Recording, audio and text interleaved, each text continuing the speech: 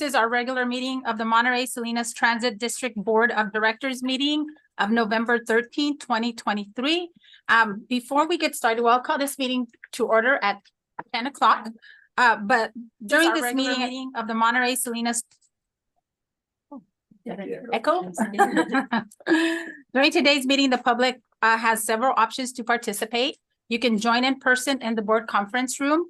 You can also join the meeting via Zoom. The meeting ID is located on the agenda and it is 845-0083-6234, passcode 652252. You can also join us via telephone at 1-669-900-6833 using the same ID and passcode as Zoom. For public comments, today may be made either again in person or via Zoom or via email if you submitted the written comments on November 10th by 4 p.m. This is just a warning to our public speakers. MST is committed to civility and is mindful of its responsibility to protect the work environment. To assure civility in its public meetings, the public is encouraged to engage in a respectful dialogue that supports freedom of speech and values of diversity and opinions. Failure to engage in respectful dialogue will forfeit the speaker's right to participate in public comment. Okay. At this time, let me go ahead and if we could do roll call, please. City of Carmel by the Sea. Here. City of Delray Oaks. Here. City of Gonzales. Here. City of Greenville. Here. City of King. Present. City of Marina. Here. City of Monterey. Present. City of Pacific Grove. Here. City of San City. Here. City of Salinas. We're here. City of Seaside. Here. City of Soledad. Here. County of Monterey. Absent at this time. And we have a quorum. Okay, perfect. We'll move on to our Pledge of Allegiance, and if we can all please stand. And Director Vischer, would you like to lead us on the pledge this morning? I pledge allegiance to the flag of the United States of America and to the republic for which it stands, one nation under God, indivisible, with liberty and justice for all. Thank you. And at this time, we'll move on to review of the agenda highlights, and I'll turn this over to Mr. Carl Sidoric. Yes, thank you, Chair. On the consent agenda, among the usual recognitions and statements, you'll see a resolution authorizing the CEO to execute Clean California Local Grant Program funds. That's about $500,000 that will be used for making improvements to the Marina Transit Exchange, updating paint, polish, finish, as well as dozens of bus stop improvements around the county. You'll also see that we have a disposition of 11 MST vehicles that have reached or exceeded their useful life. Just a reminder, those vehicles are being offered up to local nonprofits. And would like to thank you all because I think this year I've never had so many requests for vehicles. So someone's getting the word out there. So great job. We may have for the first time ever no vehicles that go unclaimed. So we'll keep you informed of that. Later on the agenda, we do have a very busy agenda today. Discussions on SB 125 funds that have been allocated by the state for use that will be designated the TAM Super Distribution. We have an update on the Surf Busway and Bus Rapid Transit project and an item there for some amendments to our Kimley Horn contract. And we'll be also considering a request from the city of San City for a roundabout at Playa in California. You have a general manager, CEO, performance evaluation incentive pay. And you also have a bid protest between for janitorial services. So lots on the agenda today. So use your time wisely. You're rolling. Yes, thank you. Absolutely. We have a lot on the agenda. We want to make sure we have sufficient time to cover all the important discussions for today. So with that, we'll move on to our next item, which is public comments on matters not on the agenda. So at this time, any member of the public may address the board of directors on items not appearing on the agenda. Speakers do have a limit of 3 minutes, and if you can please be brief and to the point. And just another caution, the public is encouraged to engage in respectful dialogue that supports freedom of speech and values a diversity of opinions. Failure to engage in respectful dialogue will result in speakers being muted or required to leave. Thank you. So at this time, I will open it up to public comments for those that are joining us here in our boardroom, and then we will take it out to those that are joining us via Zoom. Do we have any public comments? We have Mr. Jim Fink in the back with his hands raised.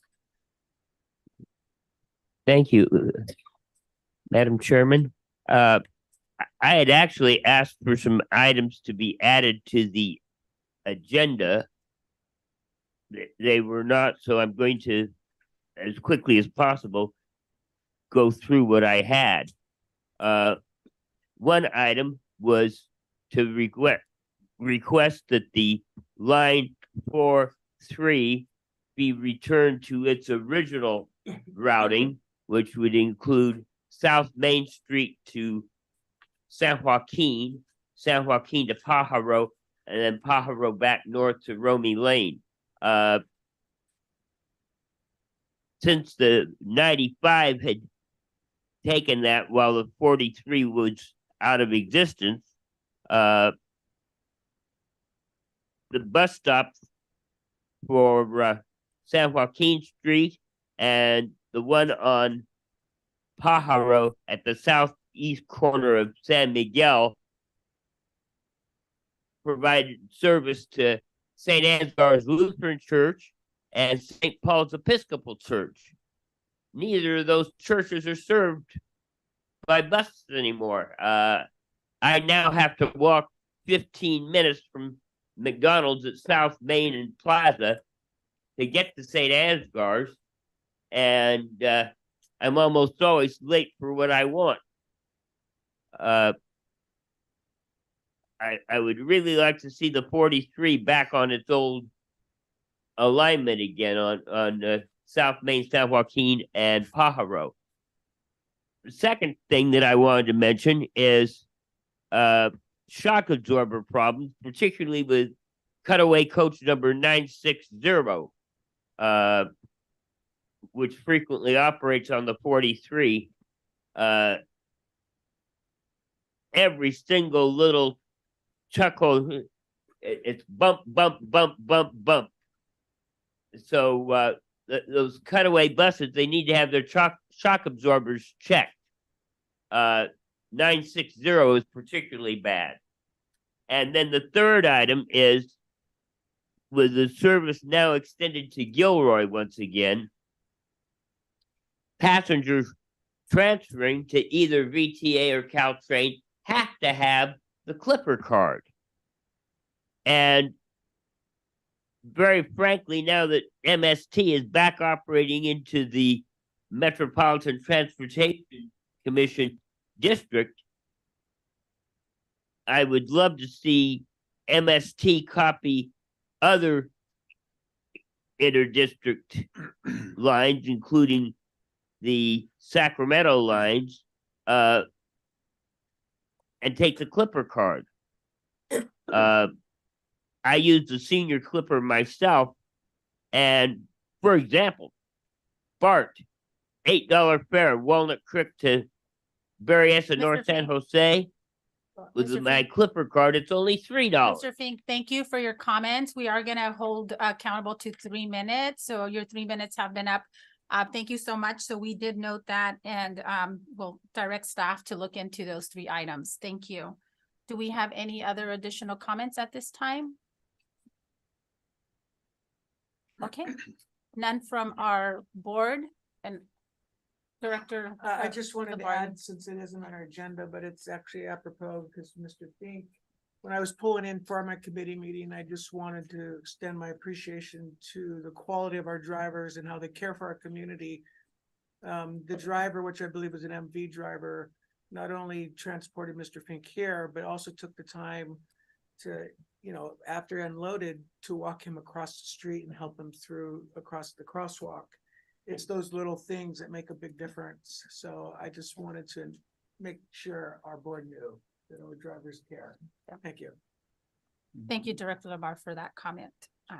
Okay, so we will move now to those that are joining us via Zoom. Do we have anyone joining us via Zoom that'd like to make a comment? If you can please raise your hand so we can recognize you. Okay, and I am not seeing anyone. Okay. Okay, so seeing no comments on Zoom, I will close the public comment period. So I will. So at this time, then we will close the public comment period. And we will move on to our next item on our agenda. There's no further comments. We'll move on to our next item, which is our consent calendar. So at this time, we have 10 consent calendar items, 3-1 through 3-10. So do any directors wish to pull any of the items, the consent calendar for future or for discussion or comment? Okay, I just have one comment.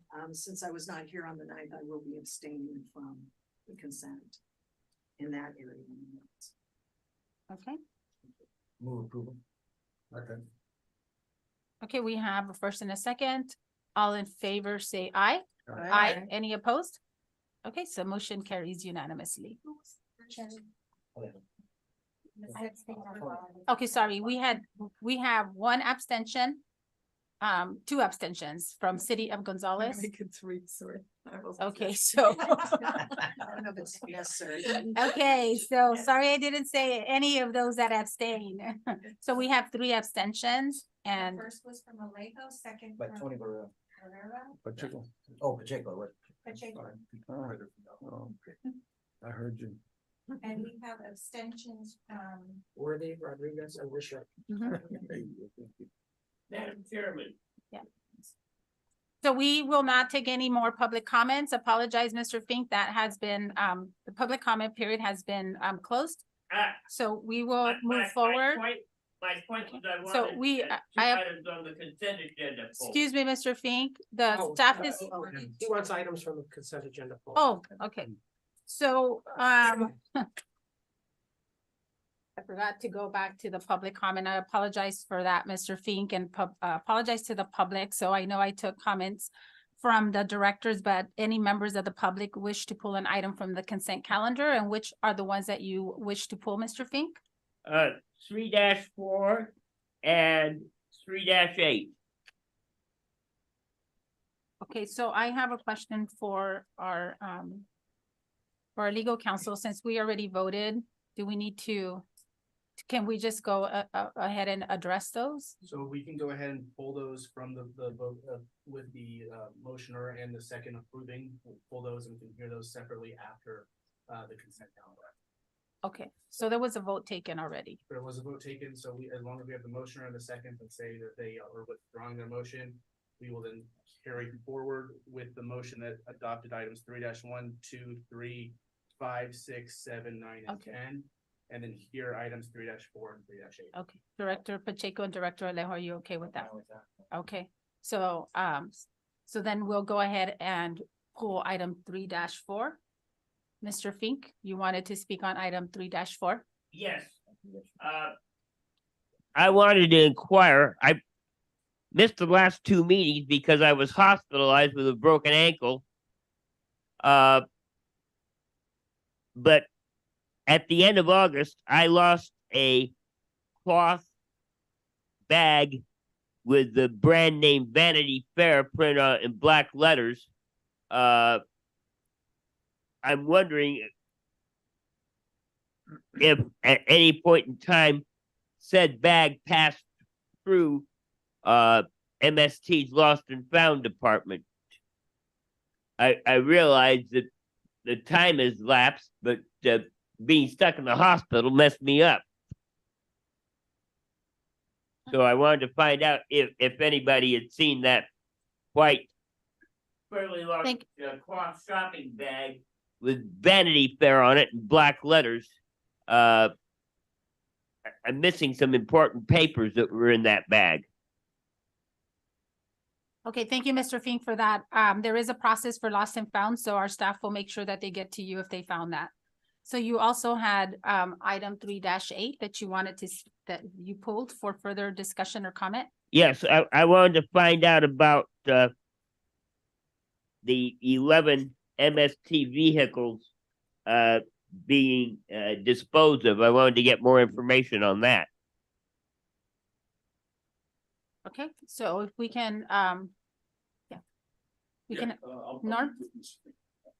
Okay, so, Mr. Fink, Norman will talk to you after the meeting to give you more information on that. The report is, there is a report in the, in our packet as well.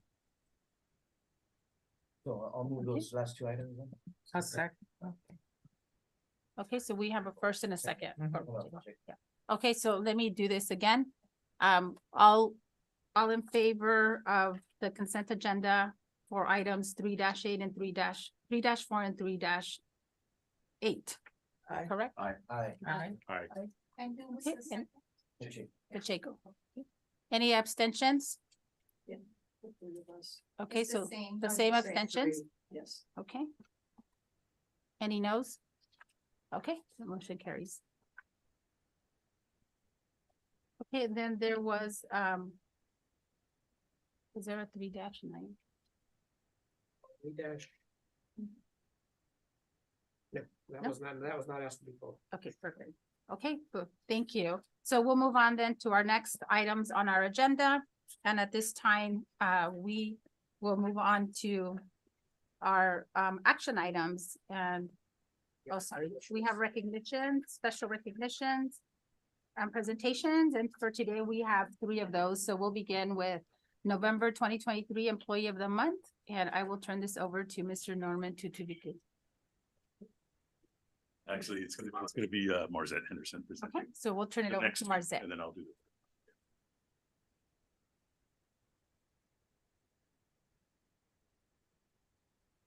Morning, Board. Marzette Henderson, Transportation Manager with Monterey St. Helens Transit. I'm pleased to recognize today our Communication System Specialist, Jacob Newman, and Coach Operator Omar Wilson who have been selected for Employees of the Month for November 2023. I'll start with Jacob. Jacob began his career. Jacob, if you're here, please step up. Thank you. Thank you. Jacob began his career with MST as a utility service person in 2015. In 2019, Jacob moved into the operations department as a coach operator and later was promoted as a communication systems specialist in 2021. On October 11th, 2023, Jacob received a phone call from a CHP officer who reported there was an unconscious and unresponsive passenger on line 23 as reported by another passenger on board the bus. Jacob calmly and efficiently coordinated with the CHP officer to identify the bus and its location while simultaneously directing the coach operator to pull the bus over at a safe location and alerting him to the situation. During this incident and emergency, Jacob demonstrated professionalism through his quick actions to ensure public safety and emergency medical responders arrived promptly and quickly to deliver life-saving treatment to the passenger in need.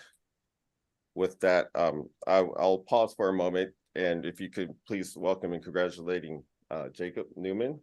And before.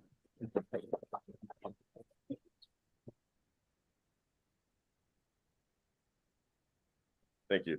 And I'll go ahead and move on to, or should we do the Yeah, photos now? so- Or No, let's go to, because there's a joint affair. There's a reason why we're Yes. doing 2. So. why don't And we then go we'll, for it? okay. then we'll keep the comments also from the directors Okay. after. During the same incident, Omar Wilson, first I'll introduce Omar Wilson. Omar Wilson began his career with MST as a coach operator in 2022. During the same incident on October 11th, Omar Wilson was alerted to the emergency aboard his coach. After safely pulling over, he assessed the unconscious passenger's vital signs before public safety officers arrived and medical responders as well. Recognizing the gravity of the situation, Omar calmly cleared the coach of the passengers to ensure that the needed space for the rescue was available to the responders. Additionally, Omar assisted an elderly and mobility impaired passenger off the coach and made sure that the other passengers were given transfers, avoiding additional fare charges later in their journey. Please welcome me and congratulating Omar Wilson, who's not available today.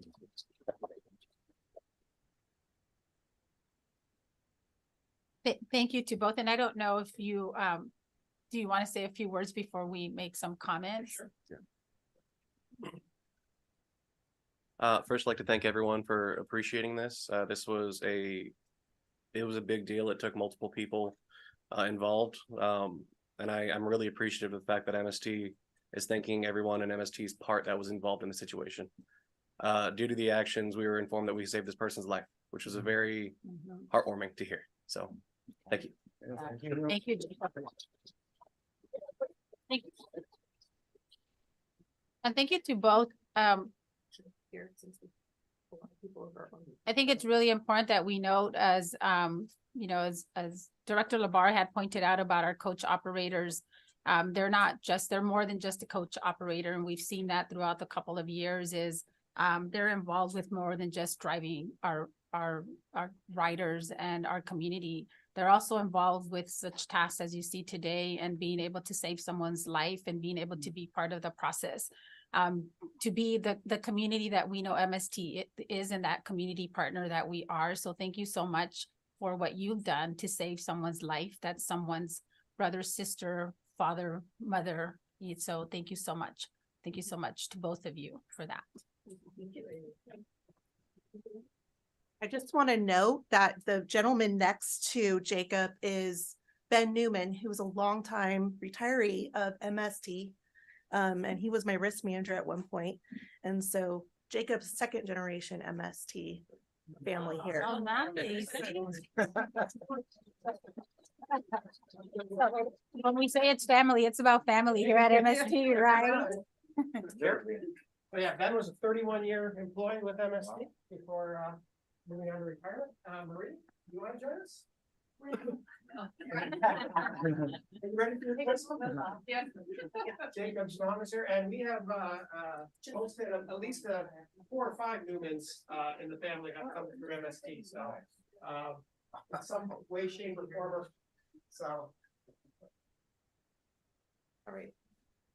This is not our normal setup, but we're gonna make it work. okay.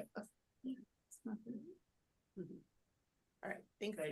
And for Jacob and Omar, I just want to say, I had an opportunity to view the video, listen to in on the 911 calls, and it's like the Brock Purdy of our comm center. I think he must take a daily ice water injection into his veins because I've never seen such a cool, calm, and also operator Omar as well. Just wonderfully the way they work together with CHP, with Soledad PD, with the EMTs at AMR. We saved a life. Thanks. Yes, thank you.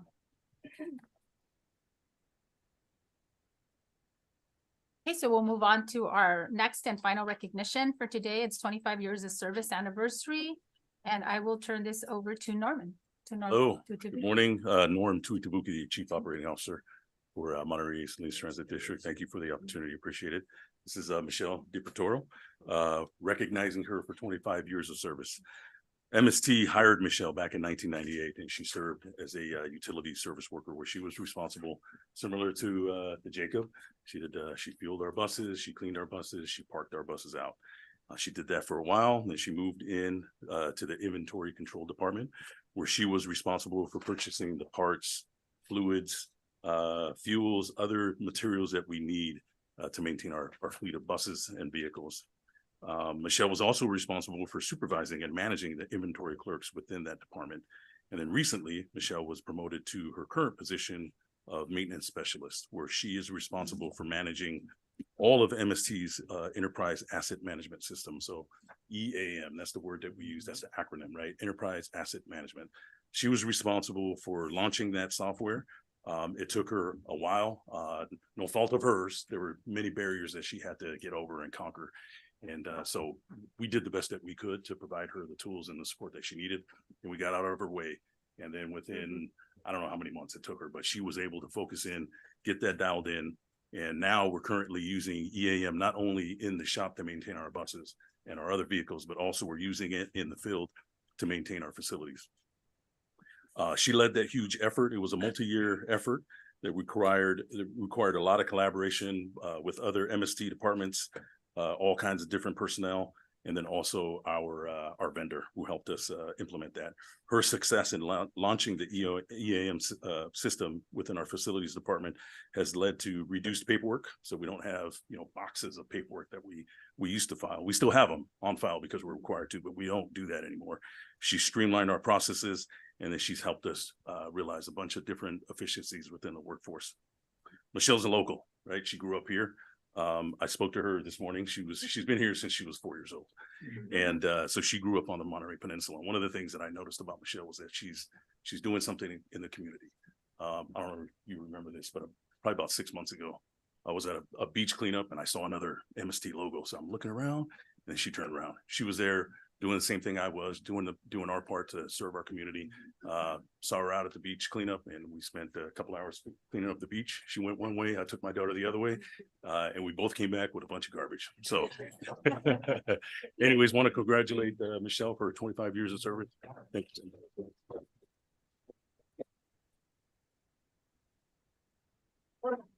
I just want to thank MST because all my coworkers, we really work good together, and they help me see ideas and I help them, and they just help me grow and enjoy, not really learn how to enjoy, but I really love my job and the people I work with. Thank you guys. Yeah, thank you. Michelle, on behalf of the board. Your years of service and, starting out, washing buses, cleaning, fueling buses up into, managing our, millions of dollars of assets, tens of millions of dollars of assets through our system. It's great. And it just shows, if you look at Norm, myself, Lisa, Kelly, Michelle, Marzette, Kevin, and Christy, all of us started at somewhere lower in the organization. And so, this is an example of where we've provided opportunities for the vast majority of our management staff to work their way up through the ranks. So thank you for representing that. Thanks. Yeah. Michelle, we just want to say on behalf of the board as well, thank you for your leadership. Thank you for, not only servicing our clients or customers, our writers, but also giving back to our communities. And that's the kind of quality that we know we have with our MST team. So thank you so much. And then are we gonna do a picture? You want to do them? Yeah. Okay. Go ahead. We'll have Norm represent staff. Same time. What? You don't want to be in the picture? Gotta get in. Carl? You might want Uh, to. Cascade. Maybe that's. Carl, you're the CEO. Big butts. 5 diamonds. Great. Diamonds. Oh, I caught that. All right. Bye, guys. Thank you.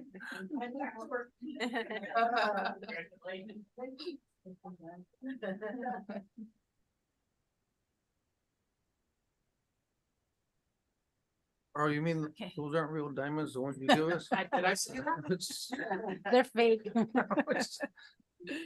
Okay, well, thank you, everyone. Those are the, I think that's a great part of the MST board, is really being able to recognize all the great accomplishments of our team, our staff, and also a lot of the years of public service and dedication to our writers and to the mission of MST. So thank you. Now we will move on to our next items on the agenda. So we don't have public hearings. We don't have a public hearing today, so we'll move on to item 6, which is our action items. And we have 4 of those today. We'll begin with item 6-1, provide direction regarding SB 125 funding request to TAMSI. And I will turn this over to Lisa Reinheimer. Thank you, Madam Chair and members of the board and distinguished guests. Lisa Reinheimer, Assistant General Manager for MST. And we do have a presentation for you, which is coming up magically. I have no clicker, so it seems magical to me. So I'm going to start it out. And then Carl also will provide some comments. And then we have a number of staff here too, if you have questions that I'm not able to answer. Next slide, please.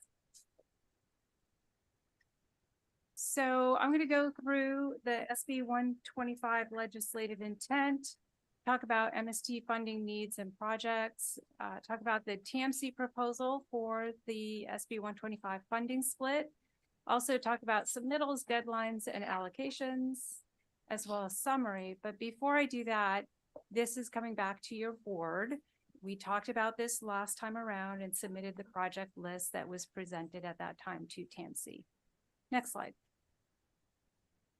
So the SB 125 legislative intent, as we discussed quite a bit last time, and as our California Transit Association advocate fully explained at the last meeting, it is to provide one-time multi-year bridge funding for transit operations to address operational costs until long-term transit sustainability solutions are identified.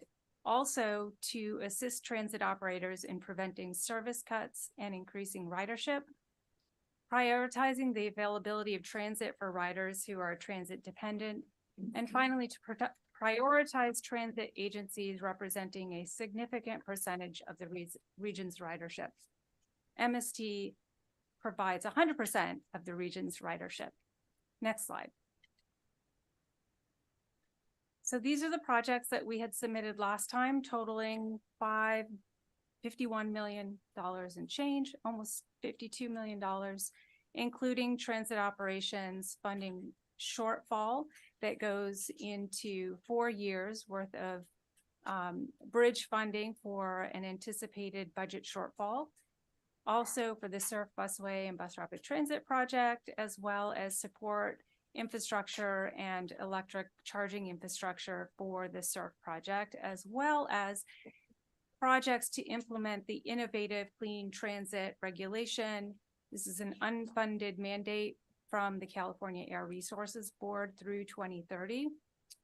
These projects are taken from the MST approved as well as CARB approved rollout plan from late 2021.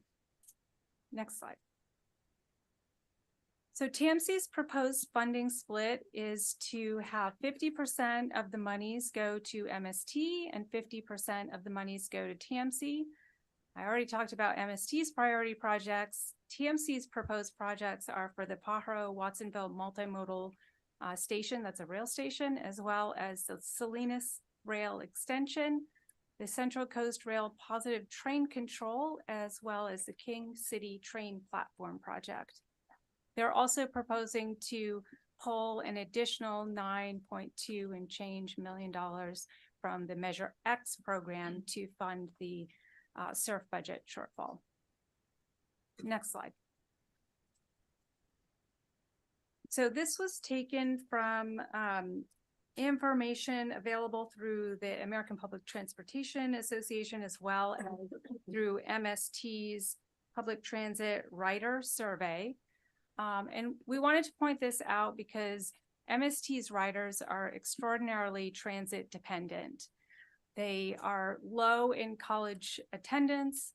Their incomes are quite low, so public transportation is critical to getting around our community. There are significant portions that are non-white minority populations with no car available, limited driver's license, and also Spanish speaking. And we wanted to point this out because rail projects have the exact opposite demographics. So what we're trying to do with our projects on the MST side is to serve those transit dependent riders. Next slide. So in terms of submittals, deadlines, and allocations, it reminds me of lions, tigers, and bears. Oh my. So our projects are to be submitted tomorrow. It's the deadline that TMC has set for MSTs to submit the list of projects as well as the justification to support those projects. TMC would submit the package to the California State Transportation Agency by the end of the year, and then CalSTA would review those submissions for eligibility of projects. So the way the money would flow is for the first year in the TIRCP, Transit Intercity Rail Capital Program, and ZETCP, Zero Emission Transit Capital Program. I hope I got that right. Thank you. Too many acronyms. Those monies are expected to flow into TMC's accounts in April of 2024. The next year's worth of allocations are subject to the state budget approval process in future years. Next slide. So how this will work, again, MST submits the list of projects to TAMC. TAMC will take this to their board on December 6th to consider that funding split, of which the Rail Policy Committee, TAMC's Rail Policy Committee, as well as Executive Committee have already recommended to the TAMC board that 50-50 funding split. And then CalSTA would review those submissions for the eligibility of the projects. Next slide. So in summary, the legislative intent supports MST's projects for operations and capital, serving our community. Our most immediate funding needs are for that bridge funding for the future budget shortfalls that we see to, get our ridership back up and figure out a long-term plan for our situation. The SURF project shortfall, as well as the innovative clean transit unfunded mandate, of which we only put a small amount in the allocation request. Beyond year 2030, we have tens of millions of dollars worth of unfunded mandate that we'll need to address at a future date. And this gets into the last slide for questions. And we've heard that there is a question about MST's funding needs in the operations, the budget shortfall that we have. So what I'm going to do is I'm going to toss the ball over to Carl's side to answer that question. So if we could go to the next slide. There we go. Yeah, I had heard through ongoing discussions with officials about, is MST's needs real? First, your board adopted a budget that found these numbers to be, in the budget. So there's that part of it. But what went into the budget? And what is happening today? So in order to be competitive with the marketplace and try to bridge our coach operator shortage issue, our starting coach operator hourly rate has increased by 39%.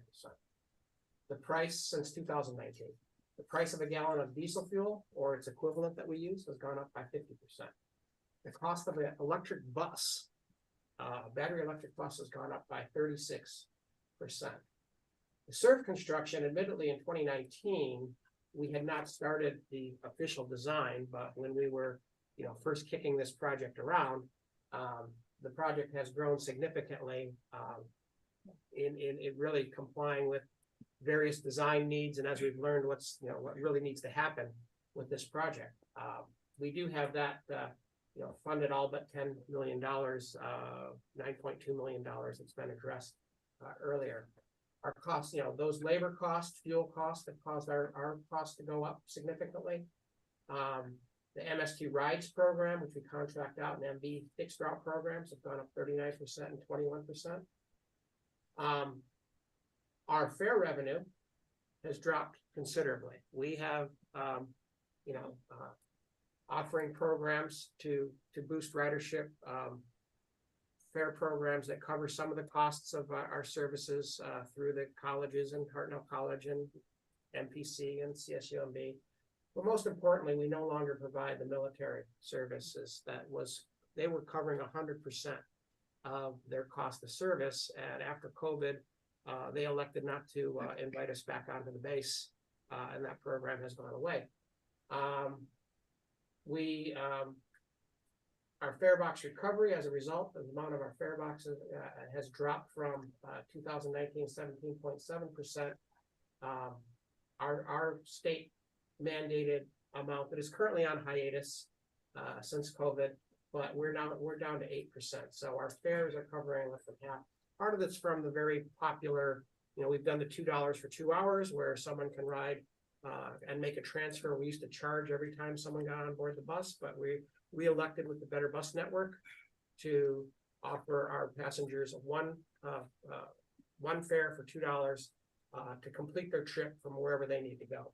So we've seen a significant drop in fare revenue as well. So those are the things that are contributing to our actual operating and capital needs. We've seen costs for labor, for fuel, for capital infrastructure have gone up faster than we've been able to bring other sources of revenue in. So we can go back a slide now and go back to questions. There we go. That is like magic. Thank you. Thank you, Carl, and thank you, Lisa, also for providing that information. I think I just want to, before we open it up for discussion from, so let me do the discussion, any comments or any questions from the board, and then we will take it out to see if there's any questions from the public, and then bring it back for discussion. Yes, I have a few questions. You talked about in the schedule, you talked about sort of the approval schedule that the state operates on. So you said that TAMC is going to submit a list of projects to the state, and that the state's going to vote. The state's going to say, yes, this is a good project, or no, this is a bad project, right? I Approval. wouldn't necessarily characterize it as that.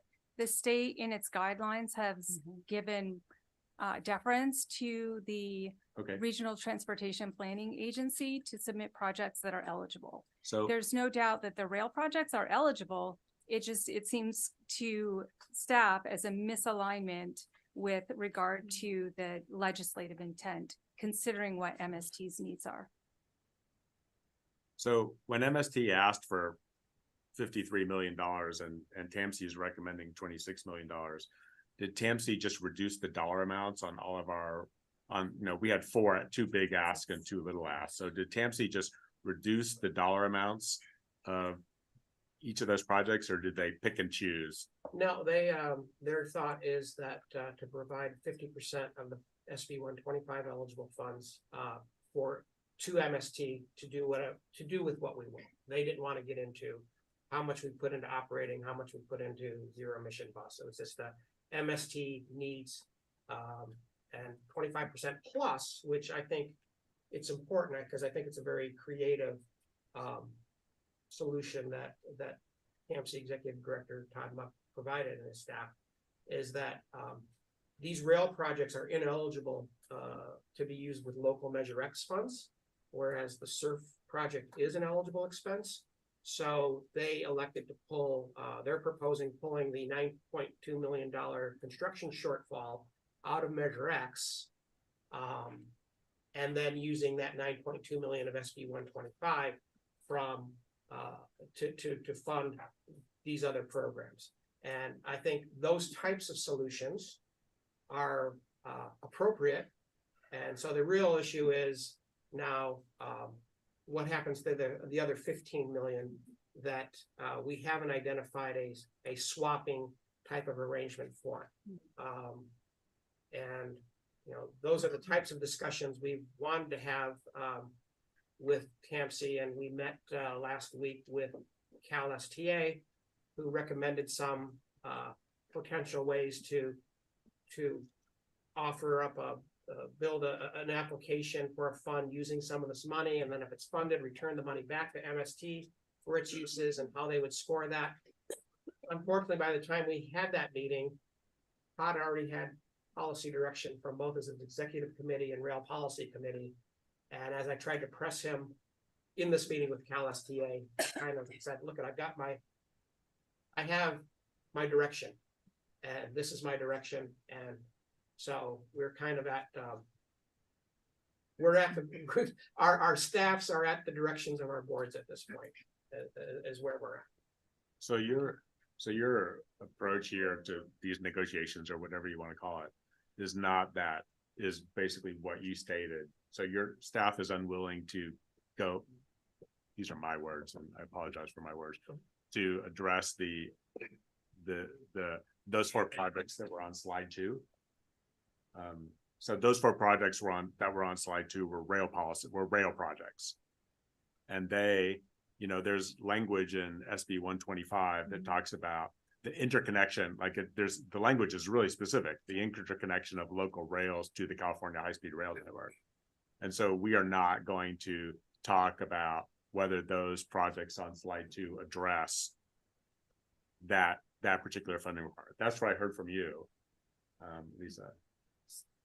So do we want to, Like if Lisa, we, do you want to answer it, or Carl? Let's, I think, you know, staff's position, staff is reluctant to make a call as to whether, this is, whether these projects, you know, CAMSI, I believe, has received direction from CalSTA or has received information that these projects would be eligible to apply. Okay, So they've had that discussion, and we sat in on that discussion with CalSTA.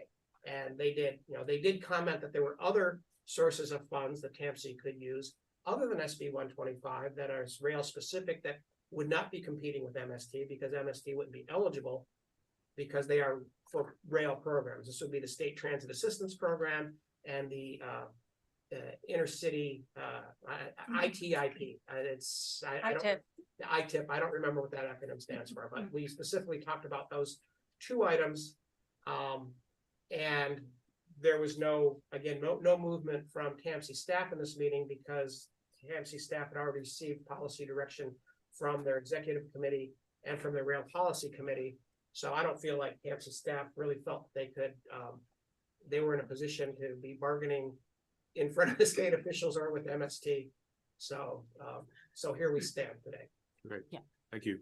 Yeah, thank you for that. And just to clarify, just because I know obviously this is not a very comfortable conversation to have. There's two different committees and two different directions. But I think, you know, as we're looking at it, and I think everybody had this in their packet as well.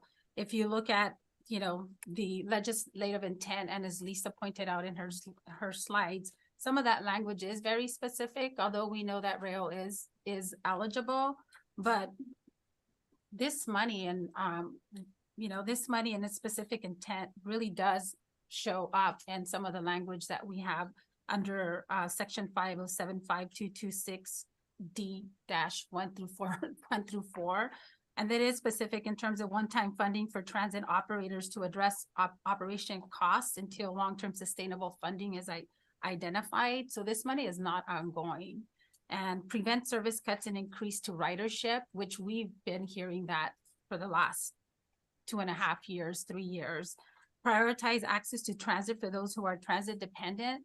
And as was provided in the slides that Lisa provided to you, the people that we serve as part of our board, and this board, right, is those transit riders that have those demographics that they're not taking transit because it's a luxury or because they want to. They're taking transit because they have to and because this is their option. So I think I want us to really put that in the forefront of our decision that we're, you know, whatever direction this board feels it wants to provide to MST. And then it's also prioritizing transit agencies that are representing a significant percentage of the region's ridership. And as of right now, MST is the sole operator. And, you know, although rail is something that we want to see happen, that's not who's providing the service or the ridership in this region. It is currently MST, and that's really critical also in terms of the language provided in the legislation. And just for this board, I'll just share, I was at the CTA conference in Sacramento, and I want to say that was like several months ago. May. It was in May, and Senator Wiener and Senator Durazo were in attendance and talking about some of the impacts that, you know, transit has had across and fighting for this money, advocating for these funds for the 5.1 billion in the state budget. And it wasn't an easy task. It was a fight to be able to move forward to address the issues that we've heard for the past 3 years in this board in terms of our decline in ridership through the pandemic and through, obviously, as Carl said, loss of some of the contracts, and how do we maintain that to continue to serve. And I think the other thing I just want to remind this board is that you guys were really instrumental. And 2.5 years ago, we went through this whole operational analysis, comprehensive operational analysis to really look at who are we providing service to? Are we providing the service that we need to those riders in our communities that really need this transit, that really need the transit services? And because of that, we have the Better Bus Network. We have, I mean, there's a lot of changes in our operations and how we do business. And it's really with the lens on equity and who are those people that we're serving. So I think for this discussion, I just want to make sure that, you know, we continue to be those leaders and those visionaries on this board to make sure that our most transit dependent riders do have the opportunity to continue with transit, and that we as a board and MST as an agency has opportunity to continue to provide these services and enhance the services and deal with a lot of the state unfunded mandates that we know we have the electric conversion to the buses and we don't have the funding.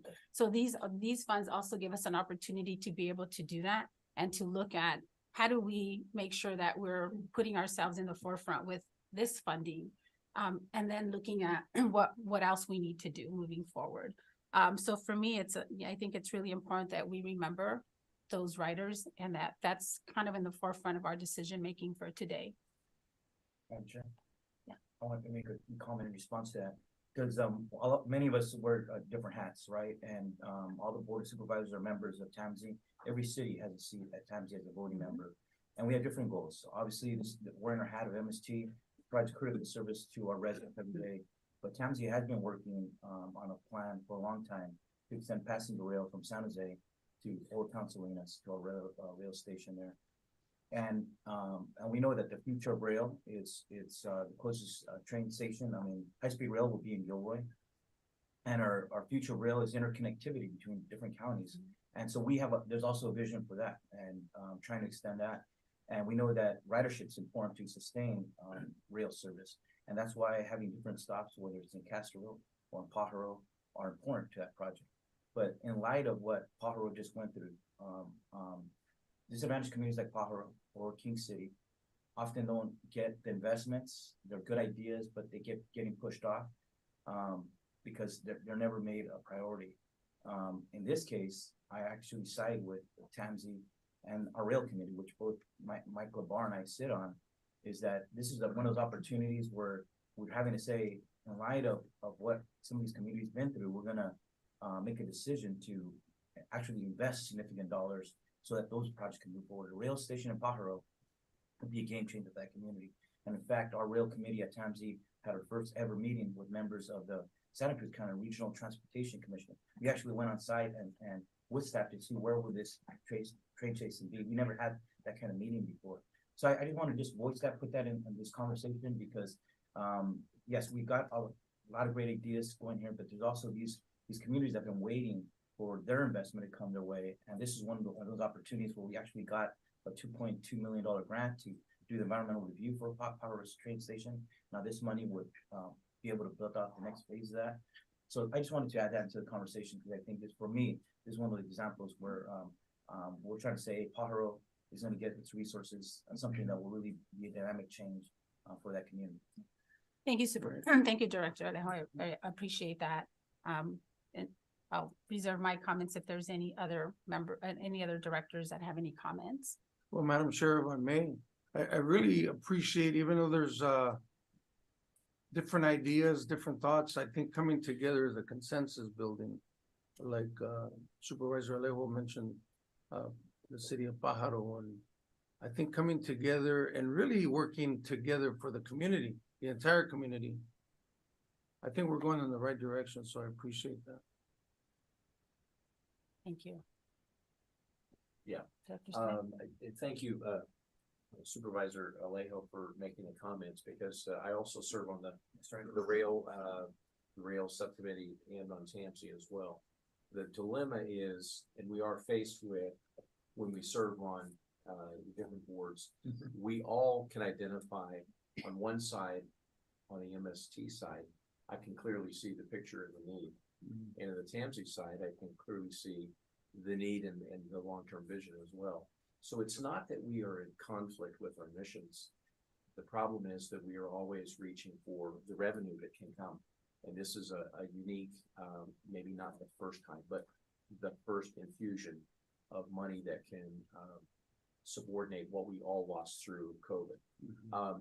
But I think we have to look in terms of, and this is by no means a destruction of the fundamentals of MST, but we have to look also at the projects that are on the table, the operation costs, and we all know how it is subordinated by state federal funding. That's the reality of the way MST has to operate, because the ridership payment, the fare box that's collected is insufficient to really support what we have in the infrastructure. And there's no way that you could expect that you're gonna support MST's operations with what you collect at the bus. I'm not saying that. But the reality of it is we have to have a lot of revenue and we have a shortfall looking ahead. So I look forward to trying to figure out how we can bridge the gap with the shortfall. But I think that this split with TAMSI is the appropriate way and is in alignment with equity.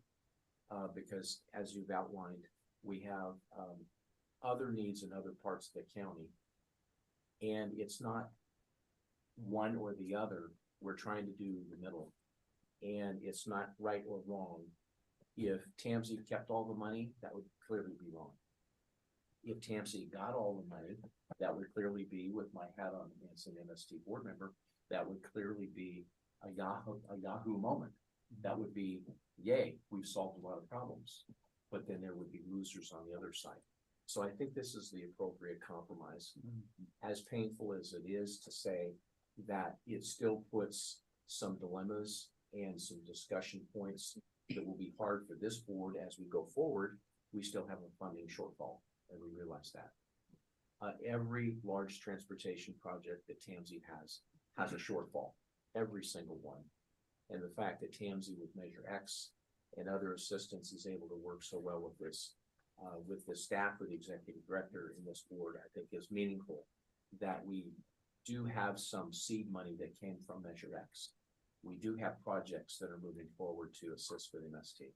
But on the SB 125, I think that this is the way it should be. I think the split should be the way it's proposed by Rail, and it will come to full board December 6th for TAMSI. I wish there was more money, but with the money that's given to us from SB 125, I think this is the appropriate split. Thank you, Director Smith. Any other comments? Public comment. Just for us as the MST, I'm not on the TAMSI board, and I don't know how many of you are, but for this board, almost 17 million in shortfall. What are we going to cut? Are we going to cut frequency of buses, which will cause loss of ridership? So for this board, this is a very big decision. Yes. I like you say, I wish there was enough money for everything. But what are we going to cut here? Yeah, thank you, Director Vischer. Director, I can't help but always go back to the idea that we have to convert everything to electric. That's a mandate, through the state. I mean, they want us to do that. And there's a lot of money that we have to put into doing it. So that's something else I just want this board to also think about, because, again, looking at the shortfall that we have, that's just another area that we have to spend money in. So I'm always thinking about that in the back of my mind. Thank you. Yeah, thank you, Director Worthy. Any other comments?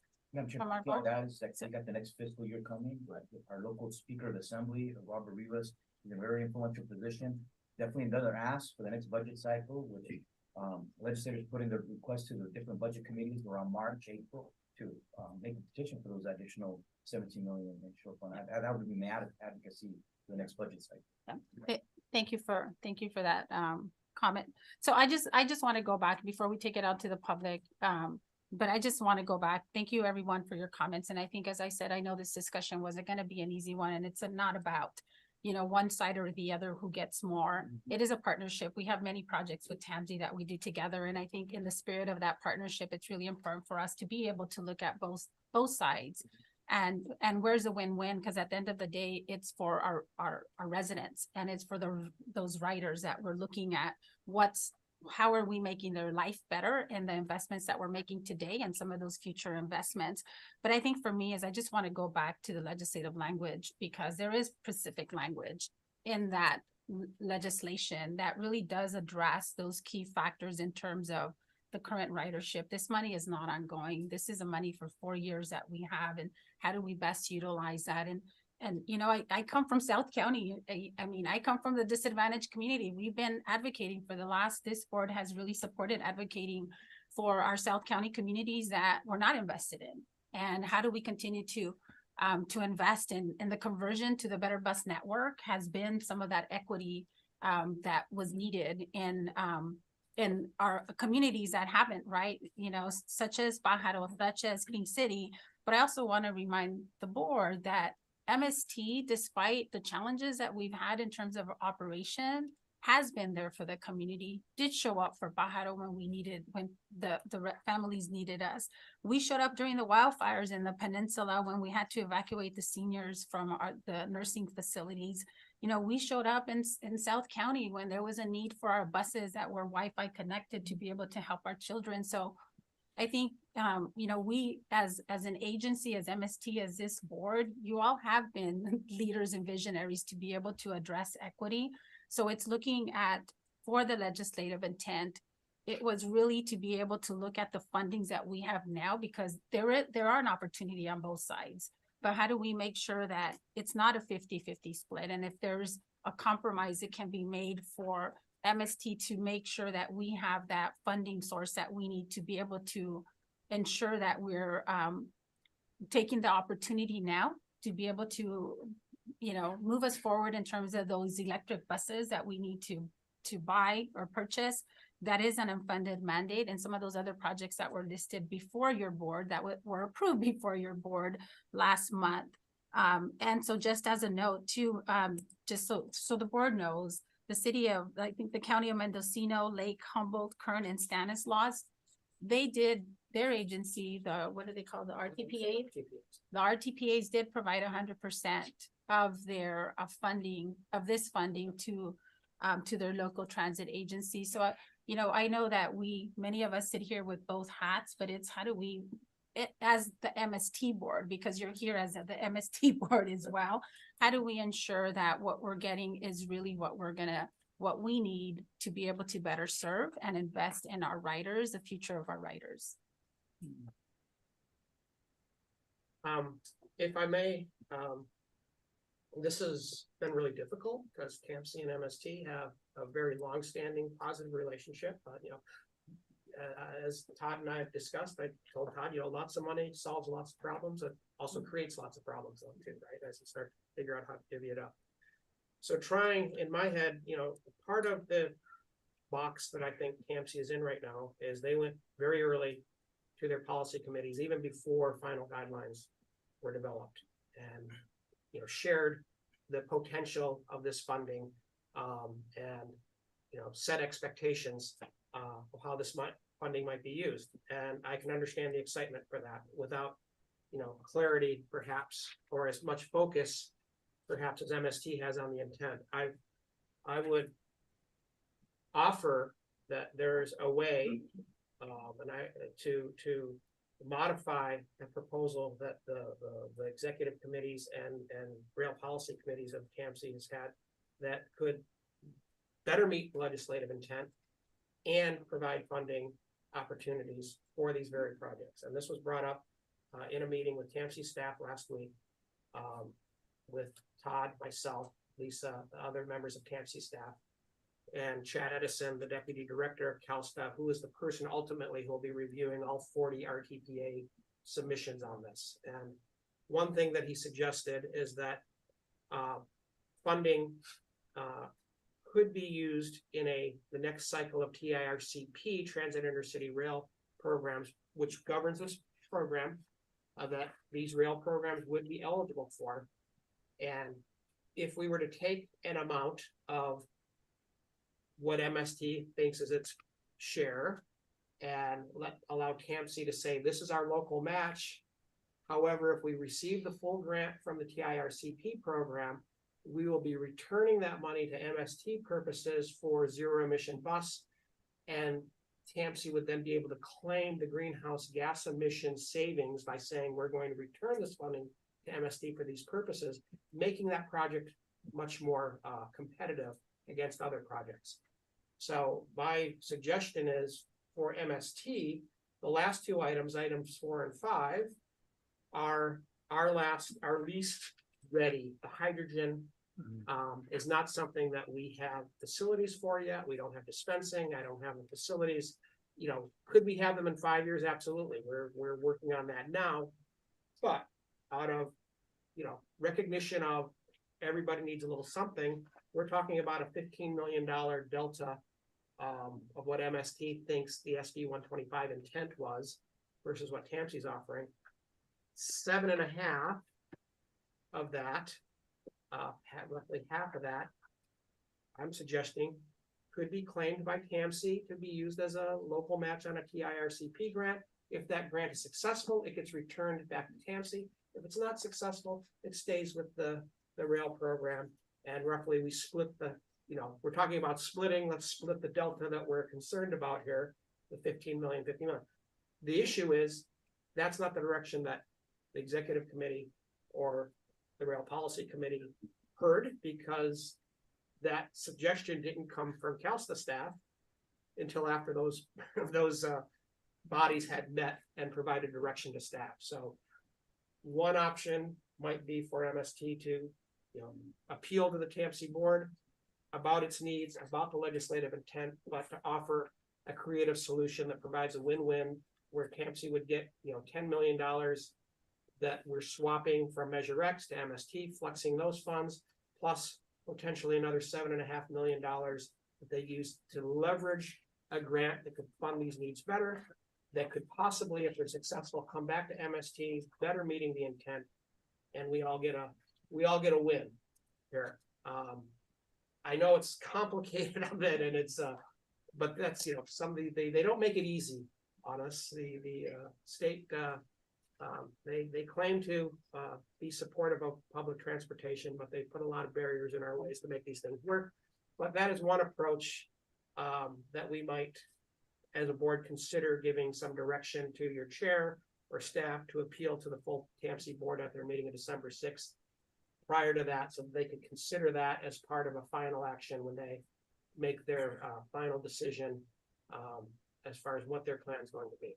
So that is the only win-win solution that I've been able to come up with that I think better meets the legislative intent of the money, helps TAMC achieve their goals, and helps MST achieve its most immediate goals, operating deficits and zero emission battery electric compliance, because hydrogen is still a little elusive for us now, and I could say that's not a sure of a thing to happen quickly, whereas battery electric buses, I could put the order in tomorrow if I needed to. Yeah, thank you for that. So come back to the directors if I know it's not, we're here to provide direction. Oh, yeah, let me take it to, thank you. Let me take it to the public before I come back on discussion. So any members of the public that are joining us here in our chambers wish to make any comments on item 6-1?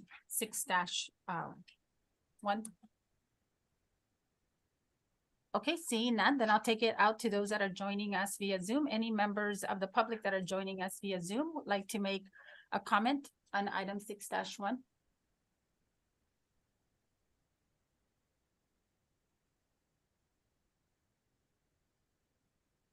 Okay, I don't see any.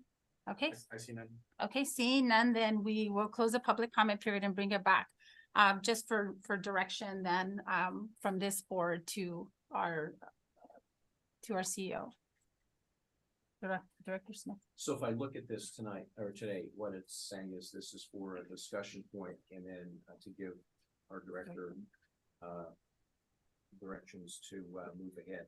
It seems as though since the TAMC board meeting is December 6th, that there's still an opportunity to continue the dialogue with the executive director. And as you were explaining, which is way deep into baseball. Yeah, I'm sorry. And I appreciate that, but it can be difficult to follow. Yeah. And when we're talking about grant applications in the future, nothing's ever promised. Right. It's a hope and it's an expectation, but we are always in competition with the larger cities, the metro cities. And that's one thing that TAMC loses out on sometimes from grant applications, because we have larger cities like LA and San Bernardino that beat us. However, it seems like the direction that we should have is that this is information now, and that we ask our executive director, Carl Stork, to continue in dialogue with the TAMC executive director to look for opportunities to do as you explained. However, if the TAMSI action is not aligned with that, it seems like there's still gonna be an opportunity for future dialogue as we learn of other transportation grant opportunities. So my comment is that I would say our executive director from MST should continue along the lines that you just explained to see if there is a hope and an opportunity for future grant partnering with TAMSI and looking for opportunities such as you just explained, because we do have two significant price items of $7.5 million or excess that we're not ready for. So that be the topic of discussion. So how to position MST and TAMSI in the future year to see if there's opportunities to do that grant and benefit both of us. So let me, yes, but there was already, we approved the list of the projects last month that we submitted to TAMSI.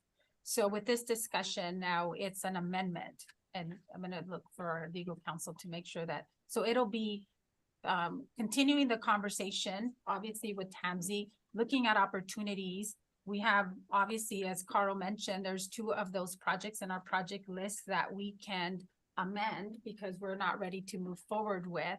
But looking at the other projects that will continue, and staff can come back and prepare an option A and an option B. Is that what we're looking for? Yeah, Because I think it's important for us to be able to look at, this was the projects that we wanted. But if we're willing to compromise, and as was said here, you know, we want to make sure that it's a win-win situation. And at the end of the day is, you know, for me as well, is let's make sure that we also look at the legislative intent and what that money was supposed to be used for. This is a 4-year, you know, funding source. It's not a permanent funding source. And what are the projects that on both sides are really going to make sure that they are, you know, that they are going to be feasible and that they are going to provide in, you know, at least in the next 5 to 7 year period, that ridership that is needed in our region. So what I'm hearing, so just so that I'm clear, is that you're, from Mr. Smith, and whether there's consensus or not on this, we'll find out, is that the executive director, and I would, by that extension, seek the board chair if her voice is needed on this as well, to continue to advocate for our program, but to propose win-win solutions that better meet MST's interpretation of the legislative intent of the program, but also provide, you know, significant funding opportunities and positions TAMSI to leverage this money as best as it can to provide some significant funding opportunities to these stations that they've identified as a priority. Is that So For the rest of, yeah, since I started, may I? Yes. Through the chair. I would say yes, almost exactly right, Okay. except for I'm thinking past the December 6th, likely. Oh, yeah, TAMSI vote, absolutely. that the solutions may require that this comes back to this board with an amended list. Yes, I agree with that. But I think that knowing that the TAMSI direction is coming December 6th, I think the opportunity to do the grant changes for future is what my emphasis was, to continue that dialogue beyond the TAMSI action. And the TAMSI, you know, the timing of the meetings is TAMSI action will occur before our board, so I can report back to where we are and whether additional work needs to happen for future allocations and that. So what I'm looking for is a way to, you know, bargain with our list, you know, continue to advocate for our list, because I think our list is solid, but TAMSI's list is solid. Well, it's too little butter over too much bread. And we're trying to find a way to feed as many people as we can with that. So as many projects as we can. And I think there are potential opportunities, but we'll just need to, the TAMSI board will need to be flexible enough on that, and we'll see where that goes. Okay. And they may or may not, I don't know. Okay, so directors, are we in consensus with that?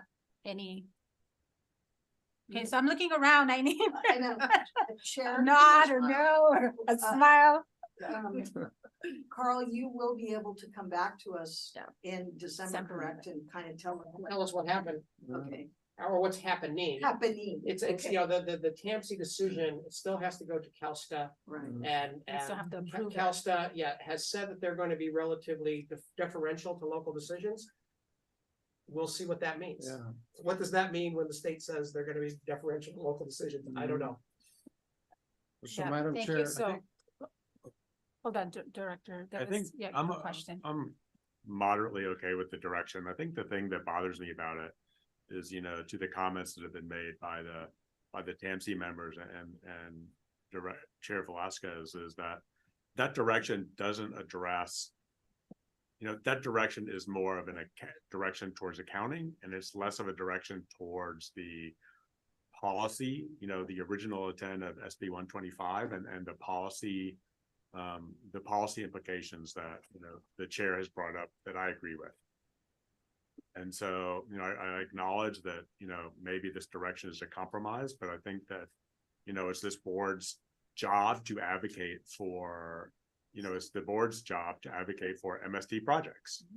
And, you know, my colleagues that are on the TAMC board, I mean, I think that there is a conflict of interest here, you know, between looking out for the county and looking out for the bus system. And I'm not comfortable with that conflict of interest. I acknowledge that it exists. But maybe we have a little bit of a governance problem that maybe we should try to address, you know, both with the TAMC board and with the MST board next time, about seeing if we can avoid being in this, you know, what seems to be a very uncomfortable position that is preventing us from taking a more direct, having a more direct conversation about, as you say, the legislative direction of SB 125 and the responsibilities that the board has. Thank you. Yeah, thank you, Director Barham, for that. And I know that, you know, I want to turn it over to legal counsel, because I know that we did talk about, you know, how do we handle that, given that we have so many board members that are also part of the TAMC board, and how this discussion would play out. So I'm going to turn it over to our legal counsel. Thank you, Madam Chair. This issue was brought up to our attention. There is no conflict of interest. This is a quasi-legislative action. This is you know, MST is a multi-agency representation. So is TAMC. So there is that interagency crossover. So there may be a perceived conflict of interest, but you have to look back to those FPPC rules as to whether or not each individual is benefiting personally as to whether or not there's a conflict of interest. And none of that has been raised to our attention today. Yeah, thank you for that clarification. And just, you know, my final comment, just to Director Barron's comments in terms of where we move from here. And I knew it was not going to be an easy discussion, but again, you know, and an agreement that we're here representing MST, and we're here representing our riders, and our responsibility and obligation is to those riders that we're representing as part of this board. And again, the legislative intent for me was really clear. So making sure, I know Carl is always about wanting to make sure that both sides hear that there's not a winner, there's not a loser. And how do we compromise? But at the end of the day, I think, you know, we have a list that we provided. We have an amendment if this board wants to do that. But at the end of the day, it's really our job to advocate for those projects that we know are necessary for this agency to continue to provide the services to our current riders, not to future riders or to, you know, it's the current ridership right now that we need to really make sure that we're focusing on, and that we as a board are really looking toward how these funds are going to provide for that, for those services, and that we continue not to have to implement any cuts to services because we don't have the future funding necessary to be able to accommodate all of those legislative mandates that we have. So with that, Carl, then we have, then if it's a consensus of this board to continue to advocate for the projects that we have with the amendments that are going to be made to the last two projects on our list, and trying to continue to work with TAMC board to reach a consensus of how there can be a win-win. but we continue to advocate for the projects that are necessary for the MST as part of the organization that are listed here, which is the projects that you see before you. I'm clear. Here. One additional comment. I know. I'm not changing that. No, I just want to say, we've already talked about it when we have multi-jurisdictions that serve on different bodies.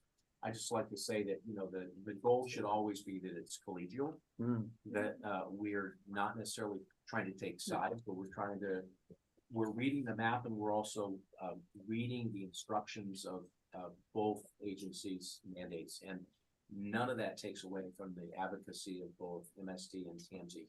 So it's got to be professional, collegial, and I'm thankful that it is, because we have two fine executive directors at both agencies that can take this to sit down and hash these things out, and it not be frontline in the newspaper. This is not that kind of a situation. This is a collegial effort to try and get more butter for more bread, as the executive director said. So I think that's where it should be. Absolutely. Absolutely. Thank you, Director Smith. So we'll end this discussion, and then we'll move. Thank you all directors for your comments on this matter as well. And so we'll move on now to our next item on our agenda, which is 6-2 Surf Busway and Bus Rapid Transit Project. And I will turn this over to Lisa Reinheimer. Thank you, Chair and members of the board. Lisa Reinheimer again, Assistant General Manager for MST. And today before you on item 6-2 are two separate items, but all related to the surf. The first is to authorize the CEO, General Manager to execute two separate amendments, just two separate contracts with Kimberly Horn for some work that's needed to continue the project. One is for just over $205,000 for a capital investment grant. That's for additional work that the FDA, Federal Transit Administration, has requested and required of us to go through the capital investment grant program. They submitting the rounds and iterations of paperwork is enough to make one's eyes go cross-eyed. So that's one of them. And then the other one is for the final design piece, $182,000 for some additional stuff that'll make your eyes go cross-eyed. The California Coastal Commission work that we're doing, the iterations that we're going through there, as well as permitting processes. We have no fewer than 30 permits that we have to get from any number of jurisdictions for working through this project, as well as going through the Caltrans DEER process on work that's on Caltrans property, not to mention additional independent cost estimating that we'll need for the 95% milestone. So that's the first item. The second one is consideration of a roundabout request from the city of Sand City. I have a presentation for that, which I'll ask the IT folks to magically bring up. Thank you. Okay. So for the Sand City roundabout proposal, next slide, I'll go through what the project is as planned, talk a little bit about the roundabout proposal, and give you some information about considerations that you should have in your deliberations about the proposal itself. I'll talk about impact on budget and schedule and the options that staff sees available to you. Next slide. So this is the project as it's planned right now. This is in the area of Sand City, northern Sand City area. The busway is sort of the orange pieces. It utilizes the TAMSI rail corridor. 100-foot wide on one side would be the exclusive busway, and then the rail is preserved for future use. It currently ends or starts at the Big Sand Dune in Sand City and then re-enters the busway at the Edgewater North Shopping Center. You may know it as the Panera Bread location. We install a new connection into that rail corridor. The busway continues to Playa Avenue, and a signal is proposed at that location to allow for the buses to get out of the rail corridor. That's integral to the bus operations at Playa in California to have the buses get out of that location. So next slide, please. Here are the plans. I don't expect you to be able to read them. This is very engineering, but that's kind of what it looks like. In the top middle is where the busway is, and you can see it's pretty complicated intersection. To the right is Del Monte in Seaside. So that's what we have planned, and then a rendering on the next slide is what it would look like. So in the background, you're looking north. In the background, you see the Safe Mart. And here, what we're doing is adding two new bus stops, one in the northbound direction, one in the southbound direction. And what that does for MST is it adds capacity to the Sand City station, which is just to the left of this screen, where we have a connection point for our passengers to other lines. The line 20 is the primary user of the new busway, and that connects farther into Monterey, and then it also goes past Marina and into Salinas. Next slide. So you note here that we have a number of supporters over the years for the project. It was the beginning was the Measure X funding that was approved by Monterey County voters to move forward with this project. We also have some supporters that you can see here, and notably we got support from the city of Sand City early in the project in about 2019. Next slide. So what Sand City is proposing is to have a roundabout instead of that signal at the Playa and California intersection. So the busway would end or start at the big sand dune. It would remove the busway. We wouldn't be able to use the rail corridor anymore, and it would have a new roundabout at Playa and California. And what I would say about roundabouts in general, they are a really good solution for general traffic flow in many situations, but not all situations. And I'll go through that here in a minute. Next slide. So here's a rendering, or not rendering, our fourth attempt to take a look at a roundabout that we could squeeze into that intersection. So early on in our project development, we looked at the possibility of putting in a roundabout, because roundabouts, again, they're really good, but in this particular situation, it was problematic for us in the early stages of our project development because it would require right-of-way from private owners. And when the board took action for the CEQA documents that approved the project, part of the requirement was that it would be within existing rights of way and no private right of way would be required for the project. In those sort of light purple areas, those are property lines of where so you can see how constrained that area is to the north, to the south, to the east, to the west. But when we reconsidered this at the request of Sand City in late August, we found that the parcel that you see in sort of an orange peachy color, that's owned by the city of Seaside. So that would be, that little section in there would be required in order to make a roundabout work. Okay, so let's move on to the next slide. So the information we'd like to share with you in terms of your considerations is that your board already approved CEQA, and those approvals were in July of 2021 and March of 2023. The project description in that CEQA document had two options in this area. One was continue the busway through the rail corridor to Playa, putting in a signal so that buses could get out of there, or secondarily, end the busway at the big sand dune and continue on surface streets and connect up with Sand City Station without any improvements to existing.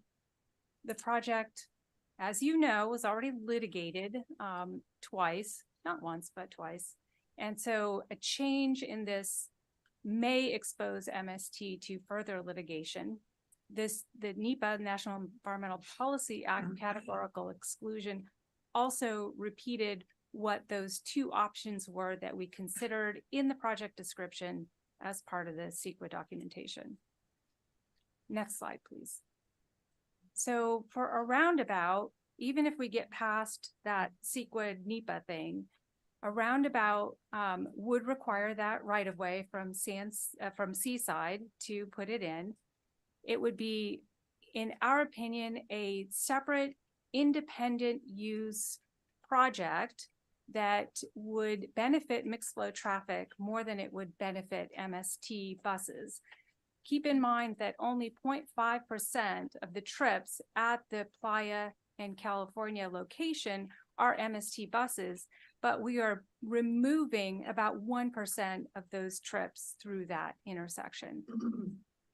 So a roundabout in our minds is not integral part of the busway, but the signal is, because MST buses have to get through and back onto city streets in a signal situation. Okay, if we get past the right of way, this issue of mixed flow traffic, there are other considerations that are troubling for MST. Next slide. So the budget that you all can see as part of the agenda item is at the 65% level, but we are actually at the 95% design plans. And if the board wanted to move forward with the roundabout at that location, aside from all those other things I talked about, we would need to completely start over that design at that intersection. Nothing in the signal repeats over into a roundabout scenario. We've estimated through our consultant that redesign cost would be somewhere around $800,000. Although the existing cost, including the busway and the request that Sand City have for us to put in a multi-use trail, all of that is about $6.5 million. A roundabout estimate at a very early stage in design is 5.5. So any gains that you have are easily taken away because there's so much more work to do in a roundabout situation. Funding for the SURF project is for transit purposes. It's not for mixed flow traffic purposes.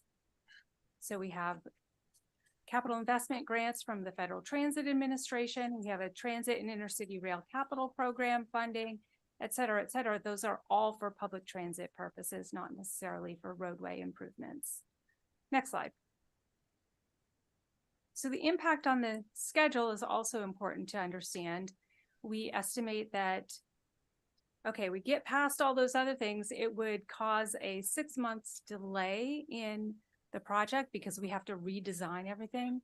It could impact pre-construction services, which I didn't even consider in that 6.5 versus 5.5 cost estimate. We've already done a significant amount of work on the signal portion of it through our pre-construction services agreement contract with Granite Rock Myers, where we took a look at independent cost estimates. We looked at value engineering. The construction would be conducted. In other words, how are we going to get people through that intersection timing wise in terms of the construction in a roundabout situation, that all that's scrapped and we have to reconsider everything. I would like to say that with the 25 million in TIRCP funding allocation that's scheduled this year, we could actually push it off until next year if we needed to. So I just scrapped that last bullet point. We did some additional investigation to see if that would be a problem. I did have concerns about it. I no longer have concerns about impacting that 25 million. Next slide.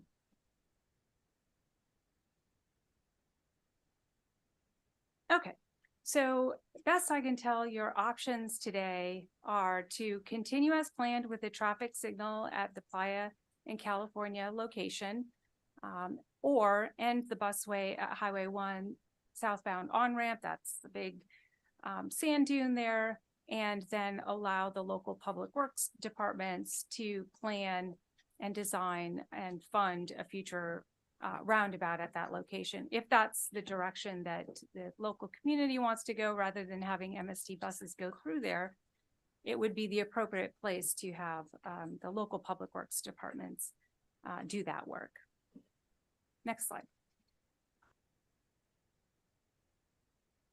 Okay, so this is option 1 is on the left, uses the right-of-way in the rail corridor. Option 2, we stop at the sand dune and then, you know, let the public works folks deal with the roundabout there. I guess the last thing I'd like to say about the roundabout is because it's a complicated location, what you do at Playa in California impacts what you do at the Del Monte location too. They're very connected. And when we first started looking at it, you know, if we did something like a roundabout at Playa, California, we'd have to also then do something at Del Monte. And that just started getting into scope creep. We had all the right-of-way issues, et cetera. So we initially put that on the shelf because of those complications with the seaside side of things.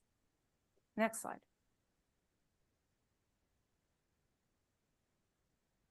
Oh, I guess we're done. I'd be happy to answer any questions. Yeah,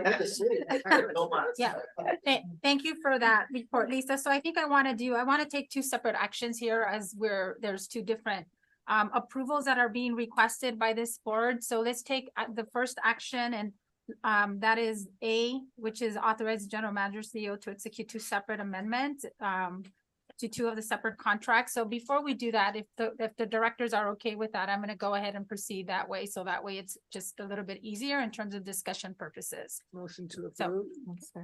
Madam Chair, before you do that, take public comment on. Yes, I'm going to take public comment. Yes. So there's a Okay, so we motion have by Barr and a second Second by Vice Chair Carbone to just take these on a separate action item. All in favor, say aye. I mean, to the public. Yes, to go to the public. Yeah. Okay, all in favor, say aye. No, is there? Oh. Is there public comment? Oh, got it. Thank you. Is there any public comments? Are there any public comments on items A? Correct? Correct. On item A only at this time. Okay, anyone that is joining us on Zoom, any public comment on item 6-2A only?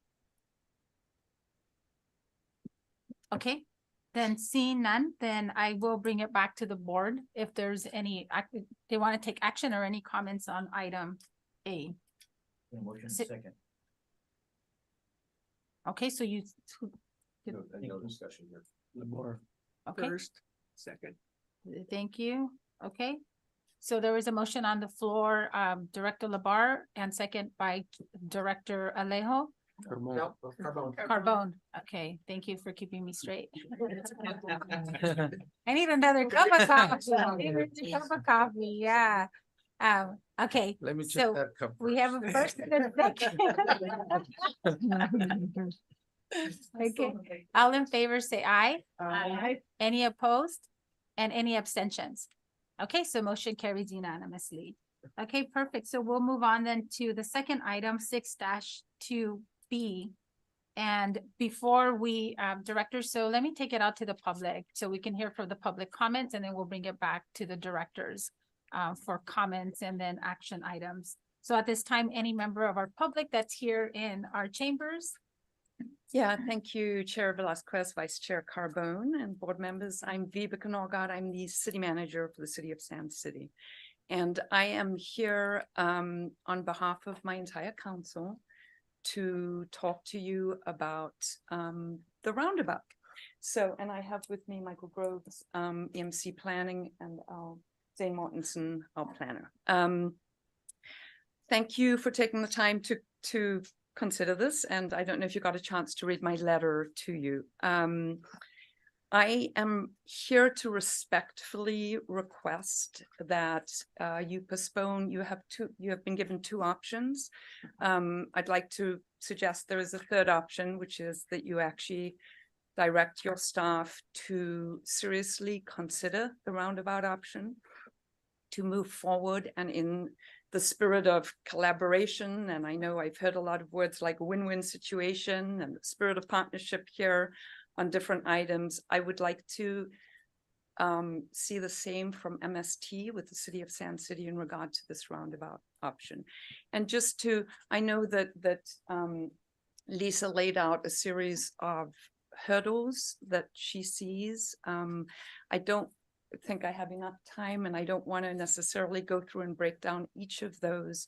When we first started talking to MST staff about this roundabout, there were other hurdles that we broke down, said, well, it's not a problem that there's private ownership of one section because the developer who owns that has already offered to turn it over to the city. So we sort of eradicated that. The next hurdle that was thrown was the $25 million state funding. I understand that's no longer a hurdle. So there are a few more hurdles there, apparently going from $6.5 million down to $5.5 million with a roundabout. Doesn't seem like a hurdle to me. Seems like another win-win. The roundabout option that Sand City's traffic engineers are proposing would actually be a cheaper option because it would no longer require that the surf bus come down the Thames right of way. It could go straight down California into the roundabout. So I and the environmental report, I don't know, Michael, if you want to add something with me on the considerations for the EIR and the CEQA, but I'll just hand it over to you. So, thank you. Thank you. Thank you. So we're doing, just for clarification, in terms of the 3 minutes for public comments. Are we? Can I give the rest of my minutes to Michael? Or So we can each I'll defer to our council. Ken? You have a separate 3 minutes. Okay, he can have a separate 3 minutes. Okay, so we'll start. Go ahead. Thank you, Madam Chair and board members, Michael Groves, EMC Planning Group. So, I think with regard to the CEQA piece, which the city manager asked me to speak to first, I will. The MST is coming before the city of Sand City for a coastal development permit. And that coastal development permit can handle any environmental review for a roundabout and tear off of the work that's already been done and certified. It won't interrupt that work. We're fine with going forward with that and discussed that with the city council the other night. The city council is in complete support of having this roundabout happen in this location. We think it is by far the best solution. We don't think that there's really options in terms of, yeah, you can put a light there, but it's a messy intersection and it's going to continue to be messy with a traffic signal, as we've seen in a lot of locations. And we had Rich Deal, who everybody pretty much knows who Rich Deal is and been a traffic engineer in this area forever.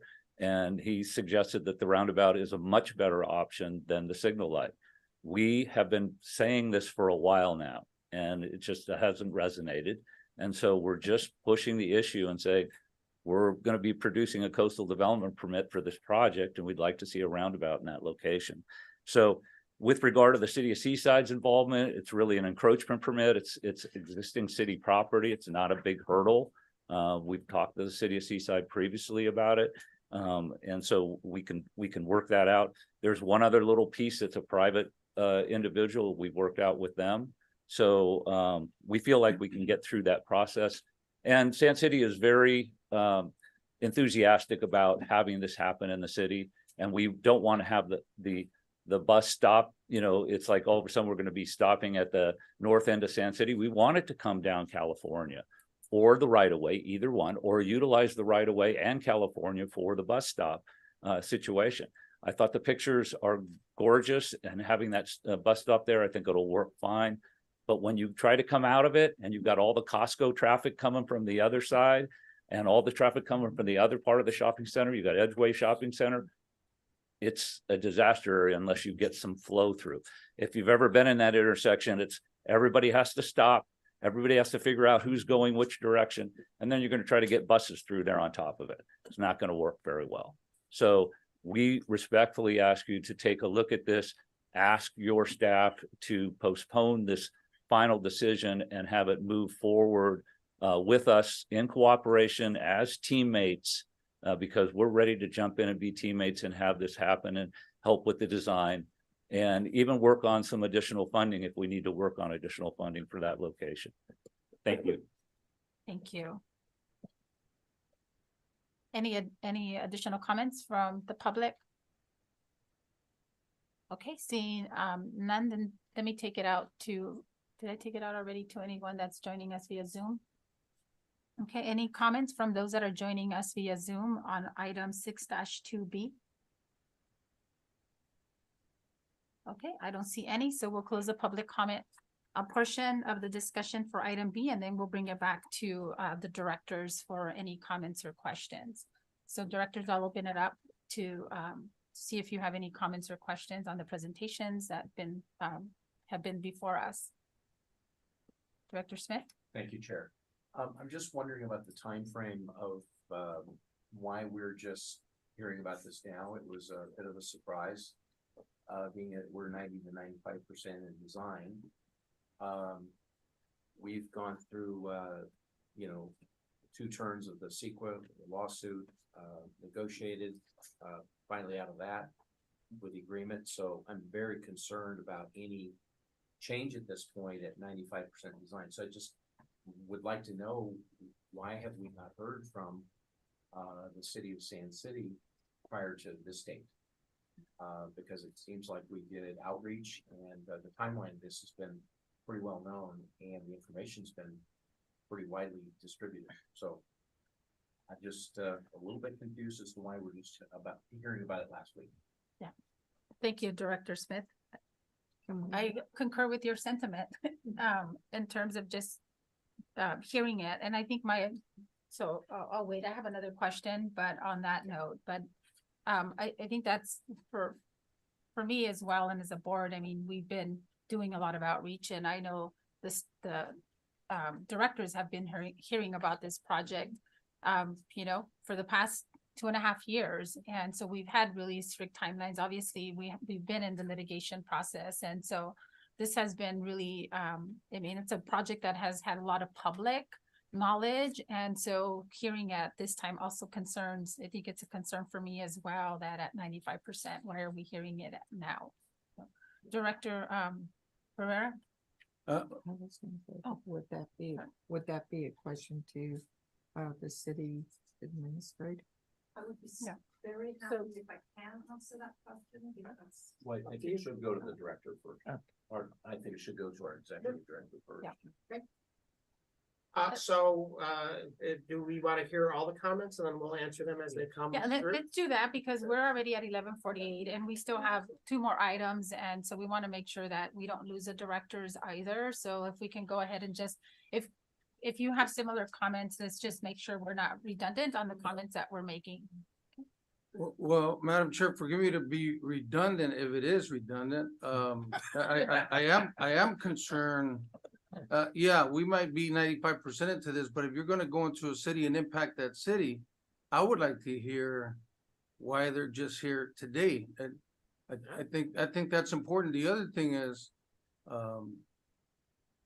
yeah, that's concerning to me, but at the same time, for me to vote when you have a staff from a specific city, and I'm gonna make a vote where they're telling us, you know what, the way you're discussing, you're gonna impact me in a negative way. Why would I wanna go that route? So I'd like to hear why they are here at the 11th hour. Director Pacheco? My concerns are, well, one, do we need to make a decision today? And the second question tied into that,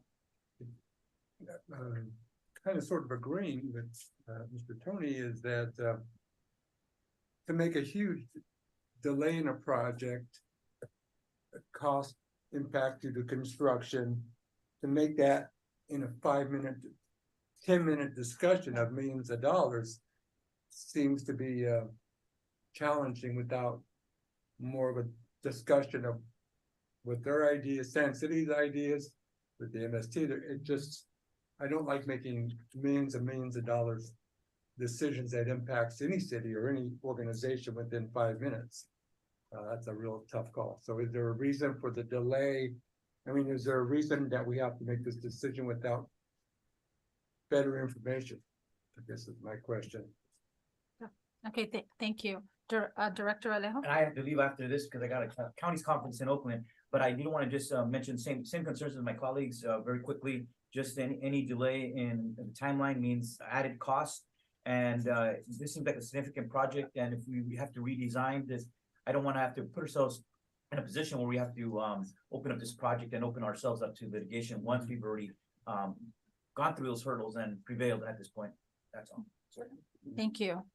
Okay, Director Fisher? Thank you, Madam Chair. I would like to know what it means for the design, because I personally liked that separate bus lane, because the surf bus is all meant to get people faster, you know, from Salinas to Monterey. And I personally liked, well, the design is gone up, the bus stop right before that intersection. And I assume, you know, the buses don't need to go to the transit there, so that it saves time. And I assume that the traffic lights, the buses will get preference, so that also is a time change, a time win there. Yeah, with the beer. So, yeah. So, yeah, thank you. Thank you for your and for the comment. rest, the same concerns. Any delay will increase the cost. Thank you. Director Worthy? No. Oh. I'm just saying, before you're done. Okay, Director Barrett? Yes, thank you. I'd like to hear, Carl, I know we had a brief conversation about the sort of sizing down of the cost from $6.5 million to $5.5 million, as Norgard mentioned. But you know, in a separate conversation with me, you talked about the allocation of our resources, the monetary resources that we have, and whether those resources could be used to pay for the $5.5 million roundabout as opposed to the $6.5 million intersection, and whether that's really the job that we're in, whether that's, you know, what MST's role is, and if you could talk about that for a minute. Yeah, thank you. So, thank you, Director Barrett. My comment just on that note as well is also, can MST funds be used for the roundabout for general traffic? So we obviously have, you know, we know about the bus rapid transit and what the intent is here. And we're addressing all these other traffic impacts, but is that necessarily what we need to be looking at? Thank you. So, quickly, yeah, excellent question. Why has it taken so long for this item to come to your board? I asked myself that same question. We've been here for 3 years, and it was 3 years and 8 months before the concept of a roundabout was discussed with MST staff. We have had a representative of the city of Sand City on our board for that entire time. We have had multiple presentations to the Sand City Council on this project, multiple meetings with Sand City staff. We have a letter of support from the city of Sand City for our projects. I'm not saying that this is a bad idea, but we've invested a lot of time, money, and effort into this project to get us where we are. Your actions have been taken from an environmental standpoint that are a fixed space and time, and the facts as they were established at that space and time are the facts. And changing those facts does, according to our own general counsel and to our special counsel who defended these lawsuits, puts us at risk. $5.5 million versus $6.5 million. Remember, $6.5 million is based on 95% construction design. 5.5 million is based on maybe what I would call a 2% construction design, which is, you know, that drawing that you saw there. That is not enough to, and I can tell you, as we move from 30% design to 95% design, the cost of this project has only gone up. Yeah. So I do not see any real savings yet through this project. Probably the most important issue that we have is that MST cannot spend any of its money building roads for general traffic. It is not how we are funded. And I wish, you know, there was more flexibility, but under the state of California's state constitution, cities are responsible for local roads. RTPAs are responsible for regional roads, and the program needs to be in a regional transportation plan. I'm not aware that this is even in a regional transportation plan. If it were, then TAMC could help.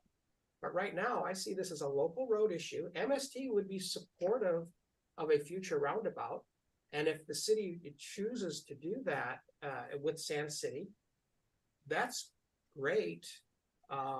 We can still continue our project by ending it, in the first option, ending it at Playa and at California and Highway 1, and maintaining our activities on the surface streets for less cost to this project. And when the roundabout is designed and eventually funded, we'd be happy to be a partner to look at providing multimodal aspects of this program, and it would be supportive of that. But right now, it is just not something that if the intention is that MST have the funding to build this out of our funding, none of the money that we have can do that. Waiting for Sand City to come up with this sort of money it might be a long wait, especially since it's not in a regional transportation plan. So I speak to Lisa. The question is, does this decision have to be made today? Can we come back? What are we waiting on as far as moving forward? I know California Transportation Commission, in order to release our $25 million funding, we can have no more design changes. That is the one hangup that I can tell you I'm aware of. Is there anything else? So we have on the Zoom call our project manager from Kimley Horn. We also have our project manager from Granite Rock Myers, who's helping us get through these pre-construction, this pre-construction work. They could speak to specifics if you have those types of questions. That being said, what we're trying to do is get to construction by September timeframe, so that when we start our work, we can get into the clearing and grubbing outside of a bird nesting and critical period for plants and animals, so that we don't have to disrupt those species. So in order to get us to a construction, actual, digging in the ground, we're trying to get to September. And backing up out of that, we have to go to the California Transportation Commission sometime in February, March, April timeframe in order to get that allocation to pay for the 25 million portion of the project. When we've had our conversations with the staff at the California, at Caltrans in support of that, we have to guarantee, essentially, we have to sign documents that says the design is complete, there will be no more changes. So that's what the crux is with the TIRCP funding. So I have a recommendation, given that it's, we're getting close to 12 o'clock and we still have 2 more items on our agenda, plus some of the reports. I would ask to see if the board wants to consider making sure that some of the questions that have been asked today are brought back to be answered for this board, and that we table this for our December meeting. Would that? You continue it. Can we continue it? That we continue it to our December board meeting? I would like Yeah. to, Madam Chair. Yes.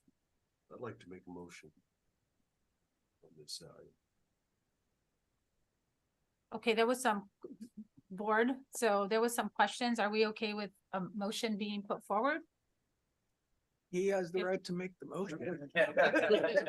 Okay, you have the right to make the motion. There you go. It's not a question. Go ahead.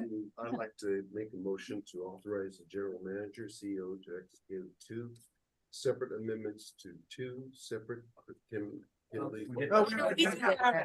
That's already been taken care of. Settled. Yes, yes. Then, So well, we're- the second motion, then I'll make another motion. My other motion would be not to consider Sand City's request for a roundabout of Playa in California as part of the SURF project.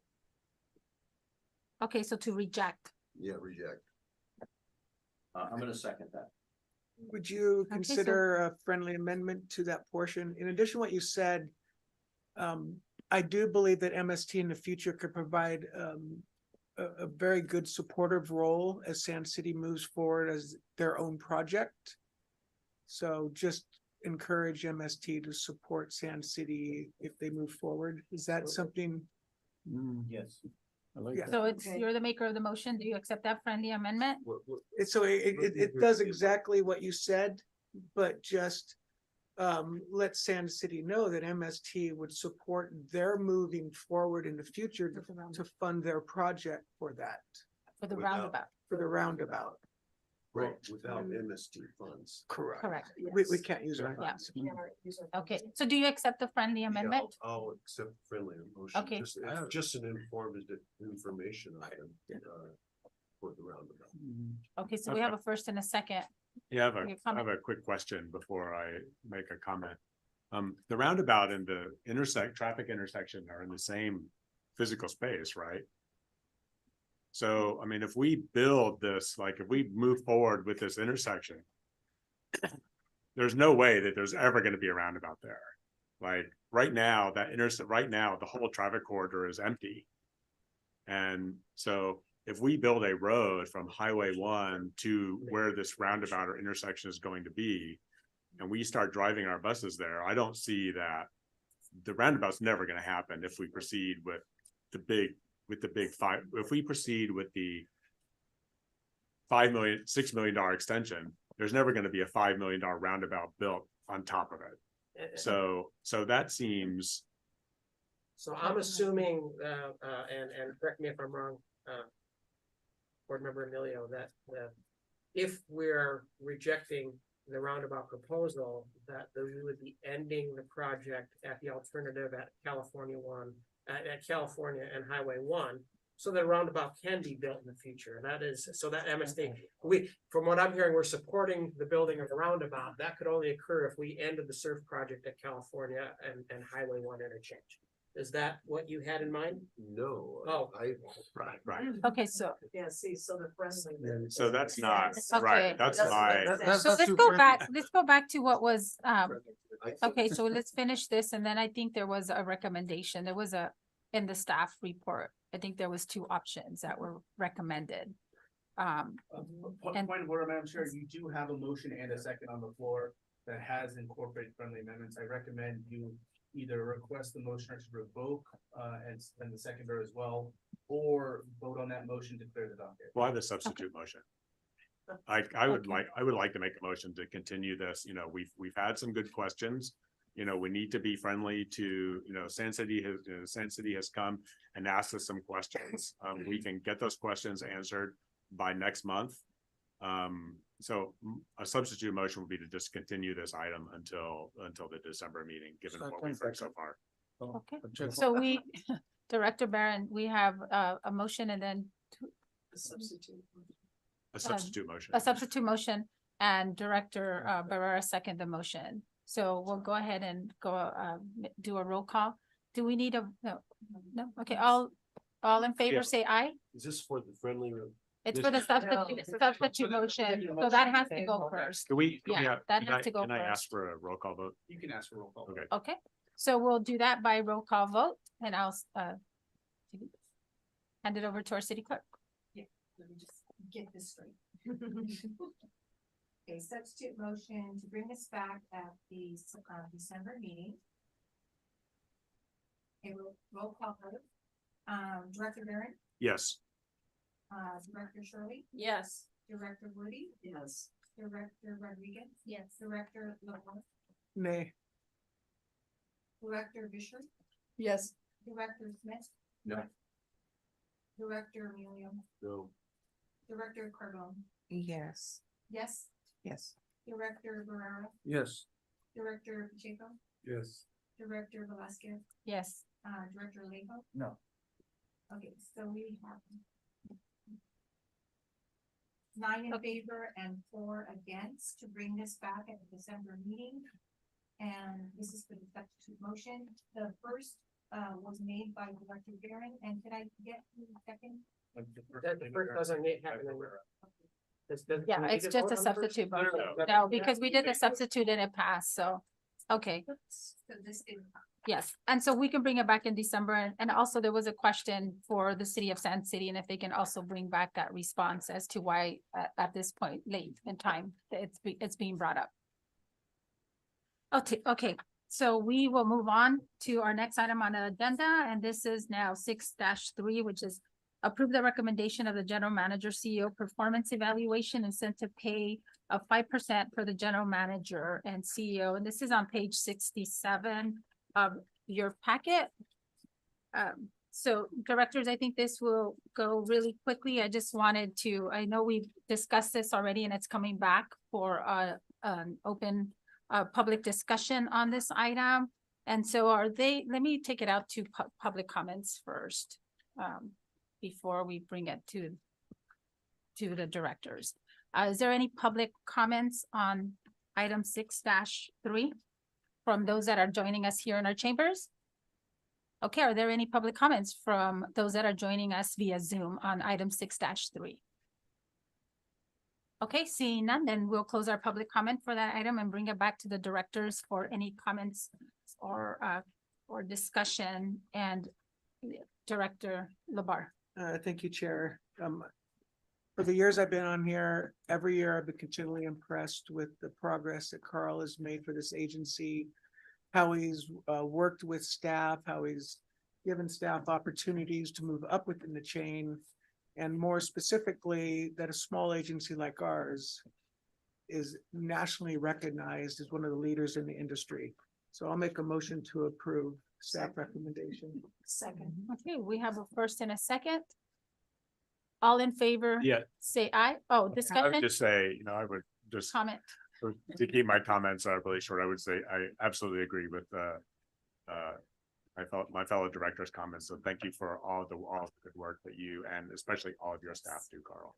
Yes, and we echo that, Carl. I know we want to keep it short, but we do want to say thank you. Thank you.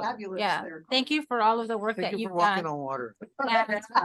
It hasn't been easy. Obviously, the surf project has been something that has been pretty contentious for the last couple of years, and I know you've got us to this portion, of completion, and we've seen a lot of the impacts with the floods and a lot of our community impacts, and that MST is always there for our community. So for me, thank you, Carl, for the leadership, for, also your team's leadership in making sure that MST is that community partner, and that, our focus continues to be how we better serve the riders that need to get to work, that need to get to school, and that need to get to their medical appointments. So thank you. Wow, thank you so much. It's a team effort, and it starts with the board.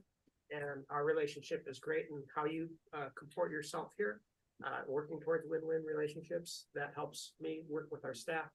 And your adoption of the brand vision, connecting communities, creating opportunity, being kind to the planet. I think that is something that has really inspired our staff. So thank you for that, because we really see a role that we play in our community, and it starts here. So thank you. Yeah. Well, thank you. So now let's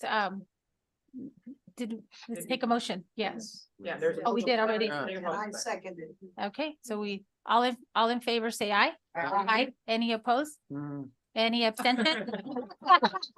Okay, the motion carries unanimously.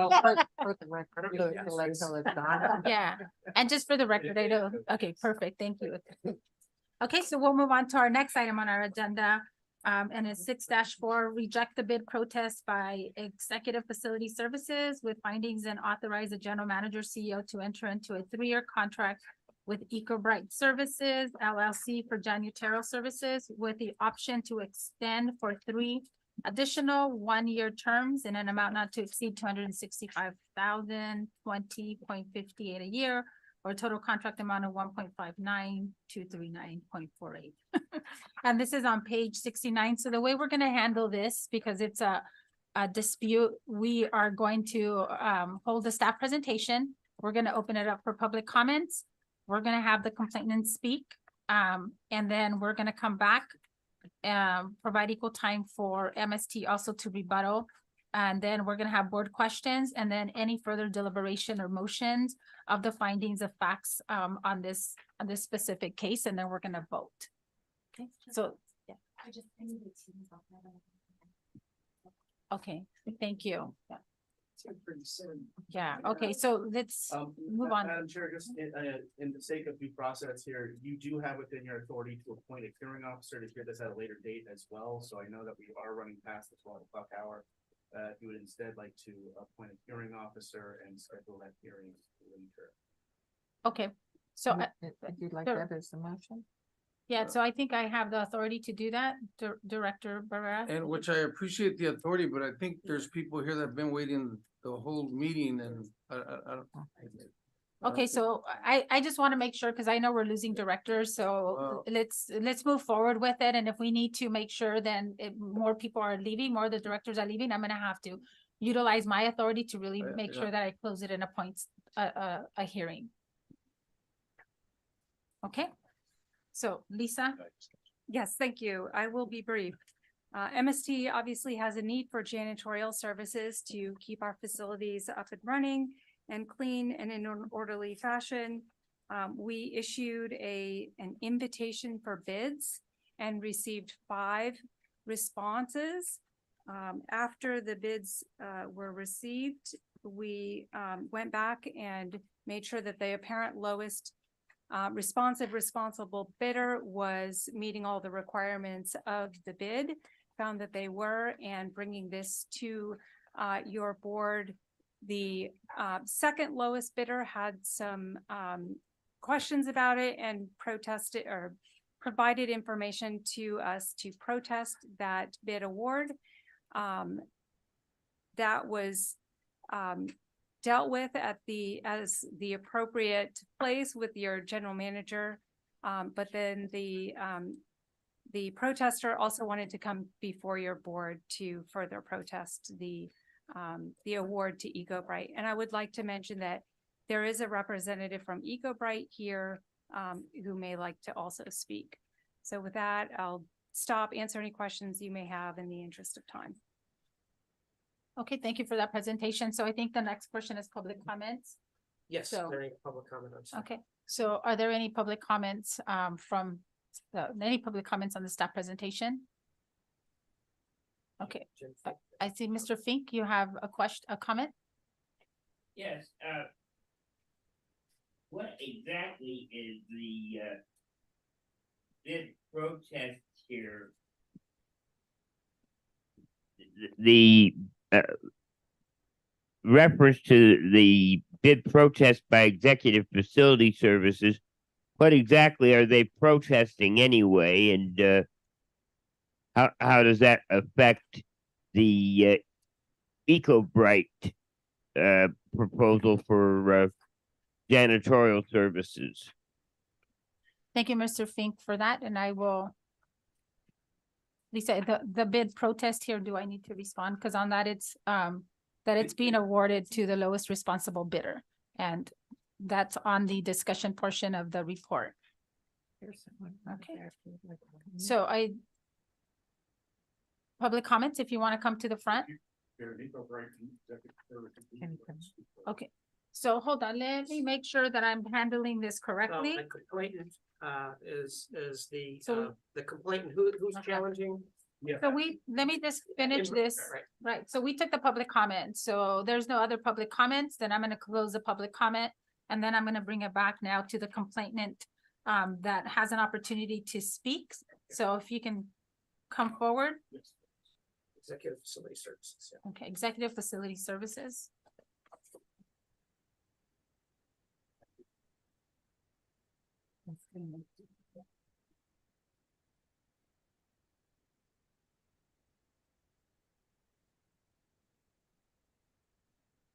Oh, boy. Good morning, Madam Chair, fellow board members. My name is Jim Ferraro. I'm here representing Executive Facility Services. This issue is very personal to me because it affects families and members of your community. And to me, when I get personal, you're going to notice there might be a fluctuation in my voice. There's not, is that being disrespectful? And I will probably speak fast. That's just by the nature of how I am. I feel today I'm here like David versus Goliath. You're a $53 million budgeted organization. We only represent 0.006 of your annual cost. Why not ask believe you as MST possess integrity and care about employees? You receive over $37 million in state funding, almost $12 million in federal funding. MST generates less than 3% revenue for executive services. So it's not like our company is going to close if we lose this. The reason I'm here is because of these 7 employees that took their time today. They're members of your community. They cleaned your facilities day in and day out. for the last 3 years, and the way they're being treated is disrespectful. To start, they're the ones I'm thanking. We've been in business for over 20 years with all W-2 employees, employing over 2,000 people, paying state and federal payroll taxes, providing workers' compensation, health insurance, dental, vision, 401k plans for all of our employees, and we're proud to do so. Statistics show that small businesses last 8 years. We're going on our 20th year. But I want to thank you for your time just to listen to me to present to you some facts regarding information about our protest that I think vague and inconsistent information was presented to you by the MST staff. So thank you for the time. I've broken into this information. I'm going to start with a letter dated November 13th from Lisa Reinhardt. Yes, the IFP was issued August 21st. What was not mentioned was we were in a third year of a 6-year contract, and you would have received a 4.5% increase for the balance of the 3 years. But what do we do instead? We go to IFP, don't even notify us, receive no email. Your purchasing manager couldn't get the email address right. We would have been aware of the bidders meeting where bidders have to show up. And by the way, the one that recommended for an attentive award didn't even attend the meeting. So then the one time Mr. Bruno courteously returned a phone call, which many phone calls he did not return, he's telling me he wasn't even aware there are 3 more years left on the contract. He said he was told by Paul Lopez to go to bid. I talked to Paul Lopez. He said he was told by Steve Bruno to go to bid. Conflicting information constantly. There's no language in the IFP related to the award being given to the lowest bidder. There's no additional scoring matrix, facilities, years of experience, local representation, anything else. All he did was go to the bottom line. So now the bids were opened on October 2nd, 2:15 p.m. Paul Lopez leaves the meeting. That leaves Mr. Bruno. 7:58 the next morning, he puts out a letter of intent. Now, I got to be really stupid to think that he did a full due diligence on all the proposals. Come to find out, he didn't. In a letter dated to me after my first protest letter, they reviewed one proposal. They went to the lowest price and said, that's it. There's so many points that they missed. It's incredible. Information, the letter of intent, that went out. I got the letter back from Ms. Sidoric. I offered a phone call to you, no return phone call and no email from you at all. Then I brought up AB 5, which I hope you're all familiar with, Assembly Bill 5, which I do have copies of, distinguishing between a worker being an employee and a contractor, completely ignored. Not even answered in the very first appeal letter. I offered a second appeal letter. Again, not one point of my appeal letter was ever responded to. So I'm gonna interrupt you for a minute, because I Please. know we usually have 3 minutes. I can I know. offer additional, you've gone past the 3 minutes. It's already 4 minutes. 3 minutes So is I've not a been, lot, I've been right. counting, and so I will give you 1 additional minute just to That's final courteous of you. Thank you very much. finalize your thought. Okay, please. so now AB 5, you want to be in violation of it? Yes or no? If you've confirmed you're going to be in violation? Yes or no? You're receiving state funds? Yes. If you have not confirmed it, you will be in violation of AB 5. The funny thing is, on their proposal, they even state they're going to use independent contractors. It doesn't make sense how they do that. They did this in-depth review, but only of one part. Did they do the ABC test, which shows whether a worker is an employer or an independent contractor? Did they look at the IRS 21 points to see if a worker is an employer or contractor? 55-page presentation they gave. 10 points they missed. No mention hiring of W-2 employees. No compensation scale at all. No health insurance plan, no dental plan, no 401k, no facility manager, which was required, no emergency contact, available 24 hours, no safety program, no references within a local area. They gave a corporate address in Utah. We're not in Utah, folks. We're in California, and they should be adhered to it.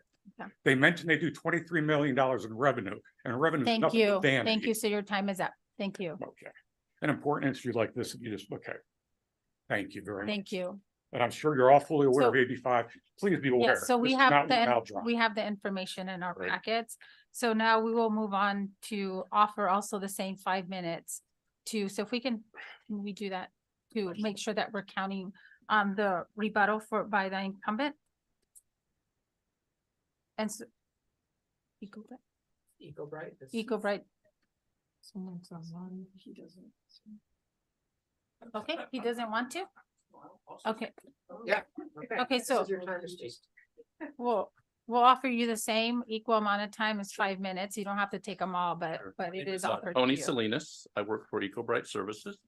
And I want to thank everybody for inviting me here and allowing me to speak. Regarding the visitation, or what I did do the visitation. I did do the onsite. I think there was a mention that there was nobody that came. I was here personally, did the tour with Paul. We did respond to the request for quote and filled in on all the boxes. I hand delivered the quote myself, sealed envelope, and we received the notification the next day. But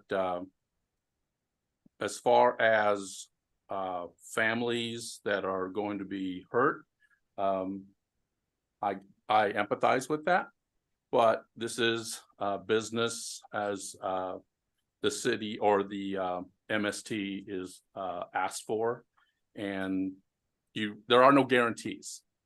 There are no guarantees when you participate in a bid of this nature. It's the MST's prerogative how they go about doing it, how they go about awarding it, and I have no control over that. All we do is participate the best that we can and try to meet their criteria, try to meet the criteria that's on the table. And we did. Thank you. Thank you, Mr. Salinas. Okay, so with that, then we'll close that portion of the comments of the rebuttal, and then we'll bring it back now to the board for questions. So I will open it up to the board for questions. If there's any questions, Director Barron. Thank you, Chair. The letter from, and this is for Lisa or for Carl, the letter from EFS talks a lot about AB5 and the management, sort of the insurance requirements that are set down by AB5. And my question to you is, it seems like we have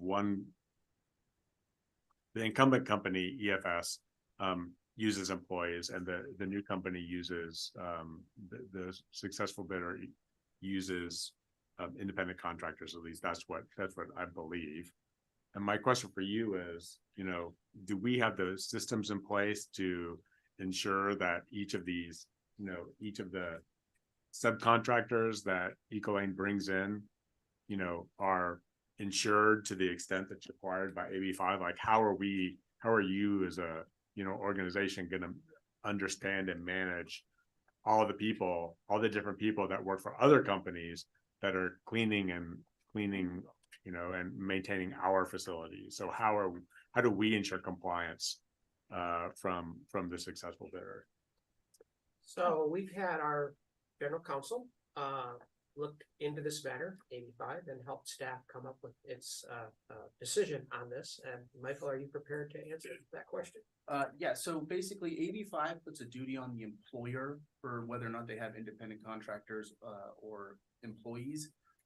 That's immaterial to MST because we are hiring another company to do this. So that requirement would be a requirement for EcoBright and their employees, fine with AB5. We have baked within the invitation for bid a requirement saying that EcoBright has to comply with all labor laws. So if they are not in compliance, then we would be able to terminate the contract. But that is something that whether it be a complaint from another party or a notification from the State Department or our own internal review to show that they're not compliant, that would be the triggering event. But MST isn't at any extended liability because it's not a requirement for MST. So with respect, when we use MV to supply $10 million of transportation services to us every year, and I would be really surprised if this sort of no oversight role with respect to MV, we don't embrace that, do we? Like, we require MV to provide MST with, say, for example, information that their coach operators have licenses, right? And so there is a back and forth between MST and MV so that we ensure that MV is providing, is licensed and is, right? We build, we, for every contract, we have requirements that the vendors must conform to. In this case, the invitation for bids went out and EcoBright met all the requirements that were asked of them. And we don't have the ability to prospectively say, well, we think you're going to break the law. We have to actually, if we hire them, they were the lowest responsible bidder that attested to doing everything that we asked them to do, and we reviewed their responses. It was appropriate. It was the lowest bid.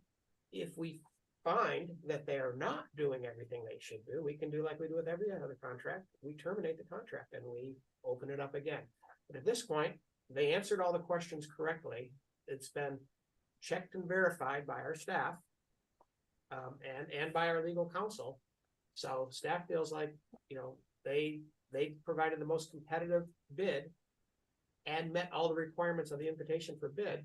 It's incumbent upon us to award that bid. Should they not perform, they're terminated. Director Pacheco. I might have misunderstood. I thought the gentleman said they had a contract for 6 years. And in the middle of the 6 years, a different direction was decided to go out for a bid again. Is that correct, or can you do Lisa's that? raising her hand, so I will. That caught my ear as well.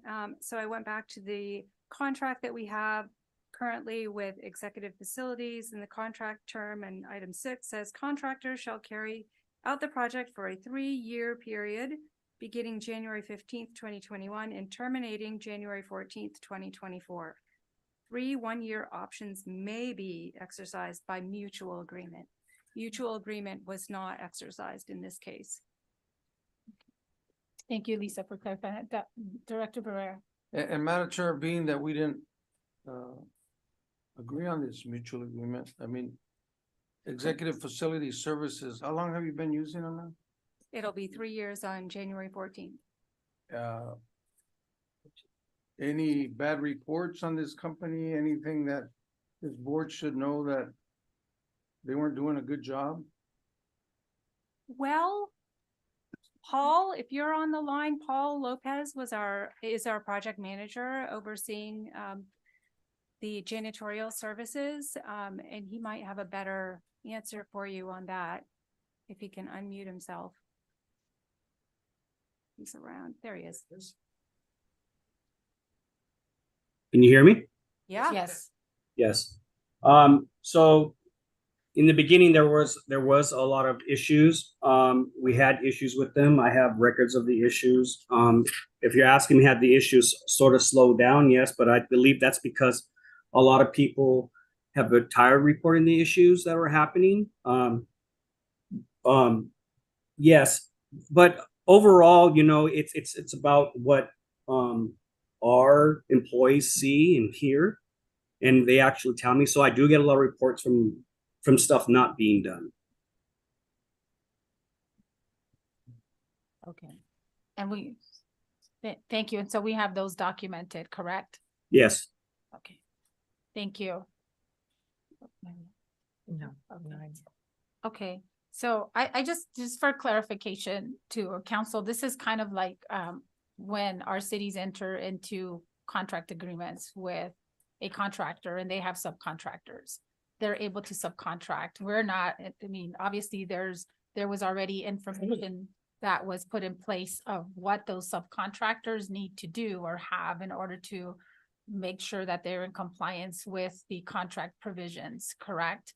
But we don't monitor over as MST, which is kind of similar. As a cities, all we do is our agreement is with the general contractor, not with all the subcontractors. So this is similar to what that is, correct? That is correct. Yes, we are entering into, or the proposed action is to enter into an agreement with EcoBright, and then they would be in control as to who they hire and how they assign their work. Okay. And so has MST entered into? Do we have other similar contracts in this manner where we have a general and then we have all the other subcontractors? MST currently is in a contract for this exact thing with EFS, and they employ their individuals, so yes. Okay. Okay, thank you. Any other questions? Okay, Director Smith? Yeah, we are still, as a quasi-governmental agency, required to accept the lowest bidder is the one that is selected and wins. Is that correct legally? Correct, yes, the lowest responsible bidder, yes. Okay, great, thank you. Am I, I just have one other question. Okay. You mean if, for example, if I vote no, is that against the law or? I mean, I don't understand. No, so what you would be doing is if you're voting no, you need to be determining as to why the bid that we're looking at is not the lowest responsible bidder. So it's very clearly the lowest, which is what triggered MST's review of this bid specifically. And what they then took is, okay, it's the lowest, is it responsive and responsible? And they determined in their discretion that yes, it is. If you're gonna vote no today, then I recommend you create some findings to support as to why it's not responsive. based on that, but, Director Labar, and then we'll take a few more questions if they're different, and then we'll move on if we're okay with that. Director Labar? So,